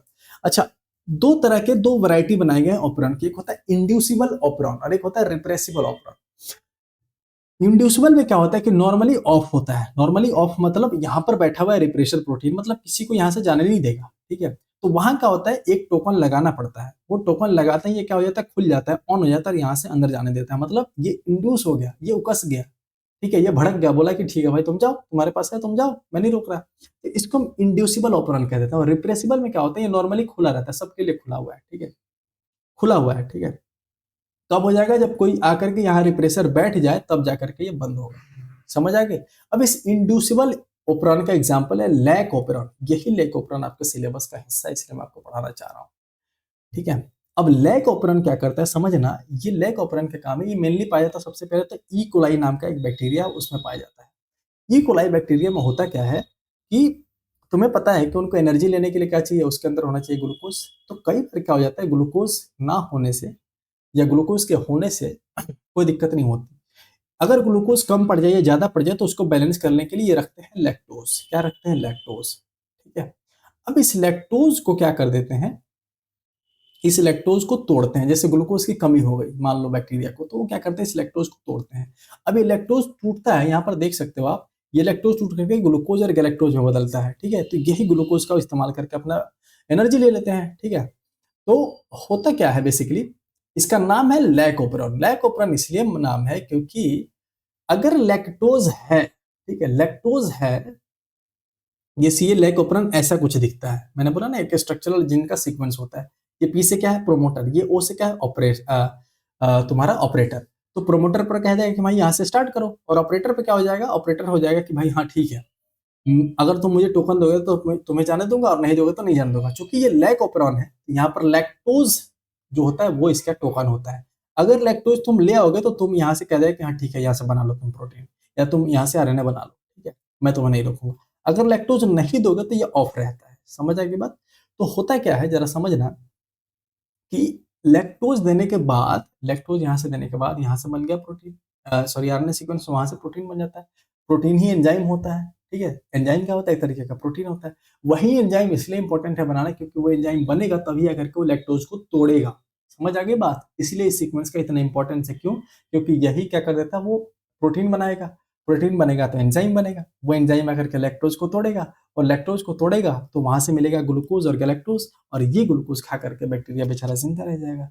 इतना सारा कुछ करना पड़ता है बैक्टीरिया को जिंदा रहने के लिए। समझ आ गई बात? अब देखो कुछ अलग अलग इस पे साइट दिख रहे होंगे तुम्हें। पी तो पता है, ओ पता है, आई से इनिशिएटर होता है सिंपली। अब देखो ये जो है जेड वाई ए, जेड वाई ए क्या है जरा समझना। जेड है, जेड का नाम होता है बीटा गैलेक्टोसिडेज। यहाँ पर क्या हो जाता है कि लैक्टोज टूटता है और ग्लूकोज और गैलेक्टोज में बदल जाता है, ठीक है। यहाँ पर ये काम हो सकता है। वाई होता है परमिएज। यहां से क्या हो जाता है, वाई परमिएज ये होता है, ये सेल के अंदर लैक्टोज को एंट्री देता है, इसका काम ये है। और ए है ट्रांस एसिटाइलेज, ठीक है, इसका काम है डिटॉक्सिफाई करना, मतलब कोई गलत चीज ना अंदर चला जाए, जहर ना चला जाए, तो वो उसको इससे काम कर सकता है। भाई तुमसे ये तीनों बातें पूछी जाएंगी, ये तीनों चीजें ध्यान रखना। जेड से बीटा गैलेक्टोसिडेज, वाई से परमिएज, और ए से ट्रांसएसिटाइलेज। ये तीन बातें एकदम याद रखनी। जो मैं कह रहा हूँ याद रखना है, मतलब याद रखना है, किसी हालत में याद रखना है। और प्रोमोटर ऑपरेटर रेगुलेटरी जीन, ये तो मैंने बता दिया कि इसका काम क्या होता है, ठीक है। और ये भी मैंने बता दिया कि लैक्टोज अगर एब्सेंट है तो वहां करके रिप्रेसर प्रोटीन आकर के यहाँ बैठा होगा और फिर इससे आगे बढ़ने ही नहीं देगा। आरएनए पॉलीमरेज आएगा ही नहीं, आरएनए पॉलीमरेज आएगा ही नहीं, तो ऑपरेंड क्या हो जाएगा, बंद रहेगा। अब लैक्टोज अगर यहाँ पर प्रेजेंट है तो इंड्यूसर का काम कर देता है। इंड्यूसर मतलब टोकन दे दिया तो भाई ठीक है, रिप्रेसर प्रोटीन यहाँ आएगा ही नहीं कि भाई तुम बताओ, यहाँ आरएनए पॉलीमरेज आ जाता है और ट्रांसक्रिप्शन करा देता है, वहां से सारी बातें हो जाती है, ठीक है। ये हो गया लैक ऑपरेंड का कंसेप्ट। अब आ जाते हैं हम जरा ह्यूमन जीनोम प्रोजेक्ट पर। ह्यूमन जीनोम प्रोजेक्ट में ये होगा भाई साहब, ह्यूमन के अंदर कितना जीनोम है, कितना जीन है, कितना डीएनए सीक्वेंस है, उन सबको काउंट किया जाए, उन सबको रीड करा जाए। अभी तक मैं बता दूं कि अभी तक मुश्किल से 10% भी नहीं पढ़ा गया है, ठीक है। कितना जीनोम है, बहुत ज्यादा है, इतना ज्यादा है कि कई किताबें भर जाएंगी, ठीक है। उसको अगर तुम कोड करने जाओ और उसको पढ़ने लगो तो कई किताबें भर जाएंगी। उसी को सीक्वेंसिंग कहते हैं, और बहुत एडवांस मेथड अभी नेक्स्ट जनरेशन सीक्वेंसिंग चल रही है, जो कि भारत में अब जाके इंट्रोड्यूस हुई है, वो भी सिर्फ गुजरात के कुछ इंस्टीट्यूट में है। खैर वो बाद की बात है, तुमसे नहीं पूछा जाएगा, ये यूपीएससी वगैरह के उसमें आ जाता है, ठीक है। सो यहाँ अगर देखी जाए डेफिनेशन की बात करें तो ह्यूमन जीनोम प्रोजेक्ट नाम से पता चल रहा है कि ऐसा एक प्रोजेक्ट बनाएगा जिसमें ह्यूमन के अंदर जितना जीनोम है, मतलब जीन के पूरा पूल को, एक जीन और बहुत सारा जीन, जितने ह्यूमन के अंदर जीन है उन सबको मिला दो तो जीनोम कहलाता है। तो ह्यूमन के अंदर जितना जीनोम है उन सबको समझने के लिए उन सबको मैपिंग करनी पड़ेगी, उनका कोडिंग करना पड़ेगा, उनका सीक्वेंसिंग करना पड़ेगा, जैसे हम ऊपर कर रहे हैं कि ए के साथ टी, टी के साथ सी। और उसके लिए पता होना चाहिए ना कि कहाँ ए है, कहाँ टी है, कहाँ सी है, ठीक है। अब तुम सोच रहे हो कि एक डीएनए के कितना हमने पढ़ा, इतना पढ़ने में समय निकल गया सिर्फ एक डीएनए के एक न्यूक्लियोटाइड को पढ़ने में। ह्यूमन में कितने सारे न्यूक्लियोटाइड है, कितने सारे डीएनए है एक ह्यूमन में, और कितने ह्यूमन है सोचो, इनको पढ़ने में कितना समय लगेगा, ठीक है। तो ह्यूमन जीनोम प्रोजेक्ट सबसे पहले लॉन्च किया गया था 1990 में, और ये चला था 2003 तक, ठीक है। इसमें 3 बिलियन बेस पेयर के बारे में अध्ययन किया गया। कई सारे देश जैसे USA, UK, Japan, France, Germany, China, ये सारे इसमें इन्वॉल्व थे। इसका फायदा किसको मिला? मेडिसिन, बायोटेक, फॉरेंसिक साइंस और इवोल्यूशन, इन सब में इसका काम आता है। सबसे पहले जो पूछा जाता है वो ये तुमसे पूछा जाएगा, सबसे पहले ह्यूमन जीनोम प्रोजेक्ट कब आया था, यही तुमसे ईयर भी पूछा जाएगा। 1990 में ह्यूमन जीनोम प्रोजेक्ट आएगा, और इस बार के CGL-T2 में भी आ सकता है, ये चीज कोई बड़ी बात नहीं है। 2000 में सबसे पहले पहला ड्राफ्ट बनाया गया था ह्यूमन जीनोम पे, और 2003 में 100% जीनोम सीक्वेंस जितने इकट्ठा किए गए थे उनको, प्रोजेक्ट को कंप्लीट कर लिया गया था, ठीक है। अब एक छोटा टॉपिक है डीएनए फिंगरप्रिंटिंग। तुमने खूब पढ़ा होगा कि भाई साहब फॉरेंसिक में या सीआईडी देखते थे तो वहां फिंगरप्रिंट लेते थे। क्यों है फिंगरप्रिंट इंपॉर्टेंट? क्योंकि हर आदमी का फिंगरप्रिंट इंपॉर्टेंट होता है, इसलिए क्योंकि वो यूनिक होता है, अलग होता है, सबका अलग होता है। DNA fingerprinting is a technique used to identify individuals based on their unique DNA sequence. मतलब हर आदमी का डीएनए सीक्वेंस 99%, देखो जेनेटिक मटेरियल सबके सेम होते हैं, 0.1% अलग होते हैं, और इस 0.1% के वजह से तुम आज रमेश हो, मैं महेश हूँ, वो मुकेश है, वो दिनेश है, सब अलग अलग है। सोचो इस 0.01% के वजह से 99.9% जीनोम्स सबके लगभग ठीक ठाक सेम होते हैं, ठीक है। अब डीएनए फिंगरप्रिंटिंग हम बात करें तो इसमें क्या हो जाता है कि सारे इंडिविजुअल का जो डीएनए सीक्वेंस होता है वो अलग होता है, जैसे मैंने आपको बताया, ठीक है। थोड़ा सा ये अंतर, लेकिन बिल्कुल ये काफी है अंतर पैदा करने के लिए। कई बार ट्विन्स होते हैं, आइडेंटिकल ट्विन्स, उनमें थोड़ा सा ये होता है। अब ये क्या है, वेरिएबल नंबर टेंडम रिपीट्स और शॉर्ट टेंडम रिपीट्स, तुम्हें नहीं पढ़ना है, इसको छोड़ दो, इसको छोड़ दो। मैं बता सकता हूँ लेकिन बाउंस कर जाएगा, इसलिए मैं नहीं बताना चाह रहा। पॉलीमॉर्फिक क्या होता है ये सब तुम छोड़ दो, बस इतना ही ध्यान रखो। डीएनए फिंगरप्रिंटिंग का स्टेप क्या होता है, सबसे पहले डीएनए को आइसोलेट किया जाता है, डीएनए को निकाल लिया, ठीक है। उसके बाद उसको कट किया जाता है रेस्ट्रिक्शन एंजाइम से। जैसे डीएनए को काटना है ना, तो डीएनए को काटने के लिए एक एंजाइम मिलता है जिसका नाम है रेस्ट्रिक्शन एंजाइम, ठीक है। अगर तुम्हें साइड से काटना है तो एक्सो न्यूक्लियस एंजाइम होता है, और अगर बीच से या जहां तुम्हें जरूरत है वहां से काटना है तो उसको हम इंडो न्यूक्लियस एंजाइम कह देते हैं, ठीक है। तो हम उससे काट लेते हैं। उसके अलावा जब तुमने डीएनए काट लिया तो उसके सेपरेशन कर देते हैं। सेपरेशन करने के लिए जो सीक्वेंस तुमने काटे हैं, ऐसे छोटे छोटे छोटे छोटे छोटे फ्रेगमेंट काटे हैं, इसको अलग अलग करने के लिए जेल इलेक्ट्रोफोरेसिस एक मेथड होता है। इसमें बिजली की उपस्थिति में इलेक्ट्रिक शॉक दे करके हम अलग अलग कर देते हैं, ठीक है। क्योंकि तुम पता है डीएनए के ऊपर चार्ज लगा है, निगेटिव चार्ज है, तो उसको आसानी से हम अलग कर सकते हैं। उसके बाद इसको हम क्या करते हैं, पूरा पूरा प्रोसेस होता है, ब्लॉटिंग कराते हैं, हाइब्रिडेशन करते हैं, उसके बाद डिटेक्ट कर देते हैं। अगर ये मिल गया कि हाँ भाई चलो जो तुमने थंब लगाया है, ये तुम्हारा सीक्वेंस है, वो मिल गया, तो वहां से आइडेंटिफाई होता है कि बिल्कुल सेम सीक्वेंस आ रहा है सर इसका भी। ये जो सीक्वेंस तुम पढ़ते आ रहे हो ना, एटीजीसी एटीजीसी एटीजीसी, तो वो सेम हो जाए तो कह देता है कि हाँ भाई ठीक है। अब म्यूटेशन पे आ जाओ। म्यूटेशन क्या है सर, तो म्यूटेशन इज अ परमानेंट चीज इन द डीएनए सीक्वेंस। जैसे मान लो ये डीएनए है, ठीक है, ये हो गया ए, ये हो गया टी, ये हो गया ए, ये हो गया टी, ये हो गया जी, मतलब रैंडम कुछ भी हो सकता है, ये हो गया सी, ठीक है। मान लो क्या हो जाए कि ये पूरा सीक्वेंस हमें पता है, अचानक से किसी कारणवश, ठीक है, किसी कारणवश, जैसे कई बार क्या होता है, जैसे तुम धूप में निकलते हो तो धूप से क्या हो जाता है, यूवी लाइट आ रही है, मतलब अल्ट्रावायलेट लाइट आ रही है, तो वो क्या कर देती है ना, कई बार इस बेस पेयर को खराब कर देती है। जैसे मान लो इसका सिर्फ एक बेस यहाँ से डिलीट हो गया, खत्म हो गया, तो ये पूरा का पूरा सीक्वेंस चेंज हो गया। अब ये क्या हो जाएगा, ए टी ए जी सी, जी सी, और आगे कुछ होगा, मान लो सी पी, ठीक है, पी नहीं होता है ना, मान लो ये होगा, ठीक है। तो अब तुम यहां से देख सकते हो मेरे भाई कि पहले क्या था, ए टी जी सी, तो ये तीन तीन का सीक्वेंस बन रहा था, और तुम्हें पता है कि एक जो तीन का सीक्वेंस है ये एक अमीनो एसिड बनाता है, ये जो तीन का सीक्वेंस है ये एक अमीनो एसिड बनाता है। लेकिन अब तुम देखो ये तीन का सीक्वेंस था टीजीसी, अब ये नया बन गया जीसीसी, ये तो अलग ही अमीनो एसिड बनाएगा ना भाई, तो ये पूरा का पूरा कैरेक्टर ही अलग कर देता है। और इस कैरेक्टर के अलग होने से कहा जाता है कि पूरा का पूरा बॉडी में ही चेंज आ जाता है डीएनए की वजह से, डीएनए के चेंज होने की वजह से। और इस प्रोसेस को हम म्यूटेशन कह देते हैं। कैसे होता है हम आगे देखेंगे। और लगातार तो हम इवोल्यूशन कह देते हैं, और कई सारी चीजें इसमें होती हैं। देखो इसके अलग अलग टाइप हैं, जैसे एक है point mutation, frame shift mutation, silent mutation, missense mutation, nonsense mutation. जरा समझना यहाँ पर कहा गया, ये रहा पॉइंट म्यूटेशन। नाम से पता चल रहा है कि एक पॉइंट पर कहीं म्यूटेशन हो जाए, ठीक है, एक पॉइंट पर अगर कहीं म्यूटेशन हो जाए तो हम कह, जैसे एक ये मान लो न्यूक्लियर क्या नाम है, नाइट्रोजनस बेस कहीं से हट जाए, डिलीट हो जाए, या नया आ जाए, नया जुड़ जाए, या कुछ बदल जाए, तो हम एक पॉइंट पर हो रहा है तो पॉइंट म्यूटेशन कह देते हैं। अब इसी पॉइंट म्यूटेशन के अलग अलग टाइप है। जैसे एक है साइलेंट। साइलेंट में क्या है कि इसका कोई प्रभाव नहीं पड़ा, कोई प्रभाव नहीं पड़ा। जैसे मान लो यहाँ पर क्या है एजीसी, यहाँ पर क्या है जीटीए, यहाँ पर है सीसीसी, और यहाँ पर है टीएसी। जैसे मैंने तुम्हें बताया था कि एक ही अमीनो एसिड को कई सारे ऐसे सीक्वेंस है जो कोड कर देते हैं। जैसे यहाँ पर देख सकते हो कि जीटीए वैलिन को कोड कर रहा है, और यहाँ देख सकते हो जीटीटी ये भी वैलिन को कोड कर रहा है। तो जरा मुझे बात बताना, यहाँ एक जगह पर टी आ गया गलती से, लेकिन क्या इस पर कोई फर्क पड़ा? नहीं पड़ा। ये चारों के चारों सेम एमिनो एसिड है, यहाँ पर भी चारों के चारों सेम एमिनो एसिड है। तो साइलेंट म्यूटेशन है, मतलब म्यूटेशन हो भी क्या लेकिन कुछ दिखा नहीं, कोई प्रभाव नहीं पड़ता, इसको हम साइलेंट म्यूटेशन कहते हैं। दूसरा है मिस सेंस म्यूटेशन। इसमें क्या होता है कि एक जो एमिनो एसिड है ना वो बदल जाता है, बिल्कुल अलग। जैसे यहाँ पर देखो सेरोटोनिन, वैलिन, प्रोलिन, टायरोसिन, ये चार अलग अलग है। यहाँ पर देखो सेरोटोनिन, वैलिन, यहाँ थ्रियोनिन है, ठीक है, और यहाँ पर टायरोसिन है, मतलब एक बदल गया है। क्यों बदल गया जरा देखना। जैसे शुरू में क्या था, एजीसी, जीटीए, सीसीसी और टीएसी, ये तीन तीन का एक सीक्वेंस है। इसमें कोई दिक्कत नहीं है, इसमें कोई दिक्कत नहीं है, लेकिन यहाँ पर देखो कहाँ गया, हाँ एसीसी आ गया। शुरू में ये क्या था, सीसीसी था, CC थी था, मतलब C की जगह A आ गया, C की जगह A आया, इसकी वजह से पूरा का पूरा सीक्वेंस बदल गया। अब यहाँ पर थ्रियोनिन आ गया, देख रहे हो, तो मिस सेंस हो गया, मतलब ये बेचारा समझ ही नहीं पाया क्या बनना था, यहाँ पर C लाना था पर A आ गया, मिस कर गया।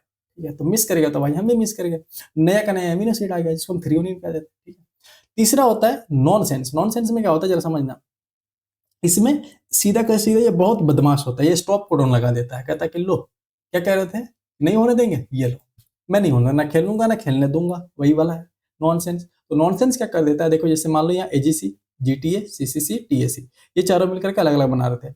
यहाँ पर क्या हुआ, एजीसी ठीक है, जीटीए ठीक है, सीसीसी ठीक है, लास्ट में क्या हुआ, जैसे यहाँ पर क्या हो गया, टीएजी नहीं आता, यूएजी आएगा। ठीक है, यूएजी, ठीक है, यूएजी आएगा। तो यूएजी क्या कर देगा, मान लो स्टॉप कोडन का काम कर देगा। क्या कर देगा, स्टॉप कोडन की, भाई साहब अब इसके आगे बनेगा नहीं, मैं नॉनसेंस हूँ, चलो मैं मान लेता हूँ मैं नॉनसेंस हूँ, तो ये काम कर देता है। इतनी बात आपको समझ आ गई। ठीक है, फ्रेम शिफ्ट कैसे म्यूटेशन होता है जरा समझना। यहाँ देखो कुछ और टाइप्स होते हैं, जैसे ये ओरिजिनल मान लो ये डीएनए का सीक्वेंस है, तीन तीन का ये सीक्वेंस मान लो, ठीक है, तीन तीन का पूरा लंबा सीक्वेंस हम तीन तीन में इसलिए कर रहे हैं ताकि आसानी हो पढ़ने में। मान लो एक प्रोसेस होता है सब्स्टिट्यूशन, सब्स्टिट्यूशन, ठीक है, नाम से पता चला सब्स्टिट्यूशन में क्या होगा कि कोई एक आकर के जगह ले लेगा। जैसे तुम कहते हो ना क्रिकेट में कि भाई तुम बाहर चले जाओ, कोई खेल रहा, अगर उसको चोट लग गई तो उसके बदला सब्स्टिट्यूट ले लेते हैं, मतलब उसको बाहर भेज कर किसी और को अंदर बुला लिया। तो यहाँ पर भी वैसे ही होगा, जैसे मान लो ये एटीसी है, यहाँ भी एटीसी है, यहाँ सीजी है, सीजी की जगह देख लो सीजी ए की जगह सी आ गया, मतलब ये बाहर चला गया, सी आ गया, बाकी सब सेम है। तो जैसे ये किसी के बदले कोई और आ गया तो हम इसको सब्स्टिट्यूशन कह देते हैं। ठीक है, दूसरा एक होता है डिलीशन। डिलीशन में क्या हो जाता है कि सीधा का सीधा, नाम से पता चला डिलीशन, मतलब एक जो नाइट्रोजनस बेस है वो डिलीट हो जाए, यहाँ से डिलीट हो गया, तो डिलीट हो गया तो देख रहा पूरा सीक्वेंस चेंज हो जाएगा, एटीसी और ये जीएजी हो जाएगा। ठीक है, ये है ना ओरिजिनल वाला, तो जीएजी और टीटी बन जाएगा। ठीक है, तो तुम एक चीज देख सकते हो कि ये पूरा का पूरा पहले इतना बड़ा था, लेकिन जब ये डिलीट हो जाएगा तो थोड़ा सा छोटा हो जाएगा ना, शिफ्ट कर जाएगा, तो इसलिए हम इसको फ्रेम शिफ्ट कहते हैं। इसको क्या क्या कह देते हैं, फ्रेम शिफ्ट। एडिशन को भी हम फ्रेम शिफ्ट कहते हैं, क्यों, क्योंकि एडिशन में क्या हो जाएगा, एक नया बेस पेयर आकर के जुड़ गया, नया बेस पेयर जुड़ गया, तो ये देख रहे हो कि पहले इतना बड़ा हुआ करता था, अब ये क्या हो जाएगा, अब इसका हाइट और बढ़ जाएगा, लेंथ और बढ़ जाएगा, तो इसलिए ये नॉर्मल लेंथ से और बड़ा हो गया, तो ये फ्रेम शिफ्ट कर गया, पूरा का पूरा फ्रेम बड़ा हो गया, शिफ्ट हो गया, तो बड़ा हो गया छोटा हो गया, तो हम इसको फ्रेम शिफ्ट कह देते हैं, एडिशन होता है। इन्वर्जन में क्या हो जाता है, उल्टा हो जाता है। ठीक है, इन्वर्जन में क्या हो जाता है, उल्टा हो जाता है, जैसे एटी सीसी, ठीक है, यहाँ पर क्या हो गया, जी है, देखो उल्टा हो गया, ये सारे जी ए जी टी, तो ये हो गया जी ए जी टी, मतलब ये चार सीक्वेंस उल्टे हो गए, तो उल्टे हो गए तो इन्वर्जन कहलाता है, समझ आ गया। तो ये भी एक तरह का म्यूटेशन है। ठीक है, ये भी एक तरह का म्यूटेशन। अब ये तीन अलग कोड करेंगे, ये तीन अलग कोड करेंगे, ये पूरा का पूरा म्यूटेशन। म्यूटेशन मतलब सिंपली जेनेटिक चेंज, डीएनए में कोई तरह का चेंज हो जाए, सारी बातें मैंने बता दी। उसके अलावा स्पॉन्टेनियस और इंड्यूस। स्पॉन्टेनियस का मतलब होता है कि डीएनए रेप्लिकेशन एरर अचानक से हो जाए, रैंडम हो जाए, रैंडमली अगर डीएनए में कोई चेंज आ जाता है तो वो स्पॉन्टेनियस म्यूटेशन कहलाता है।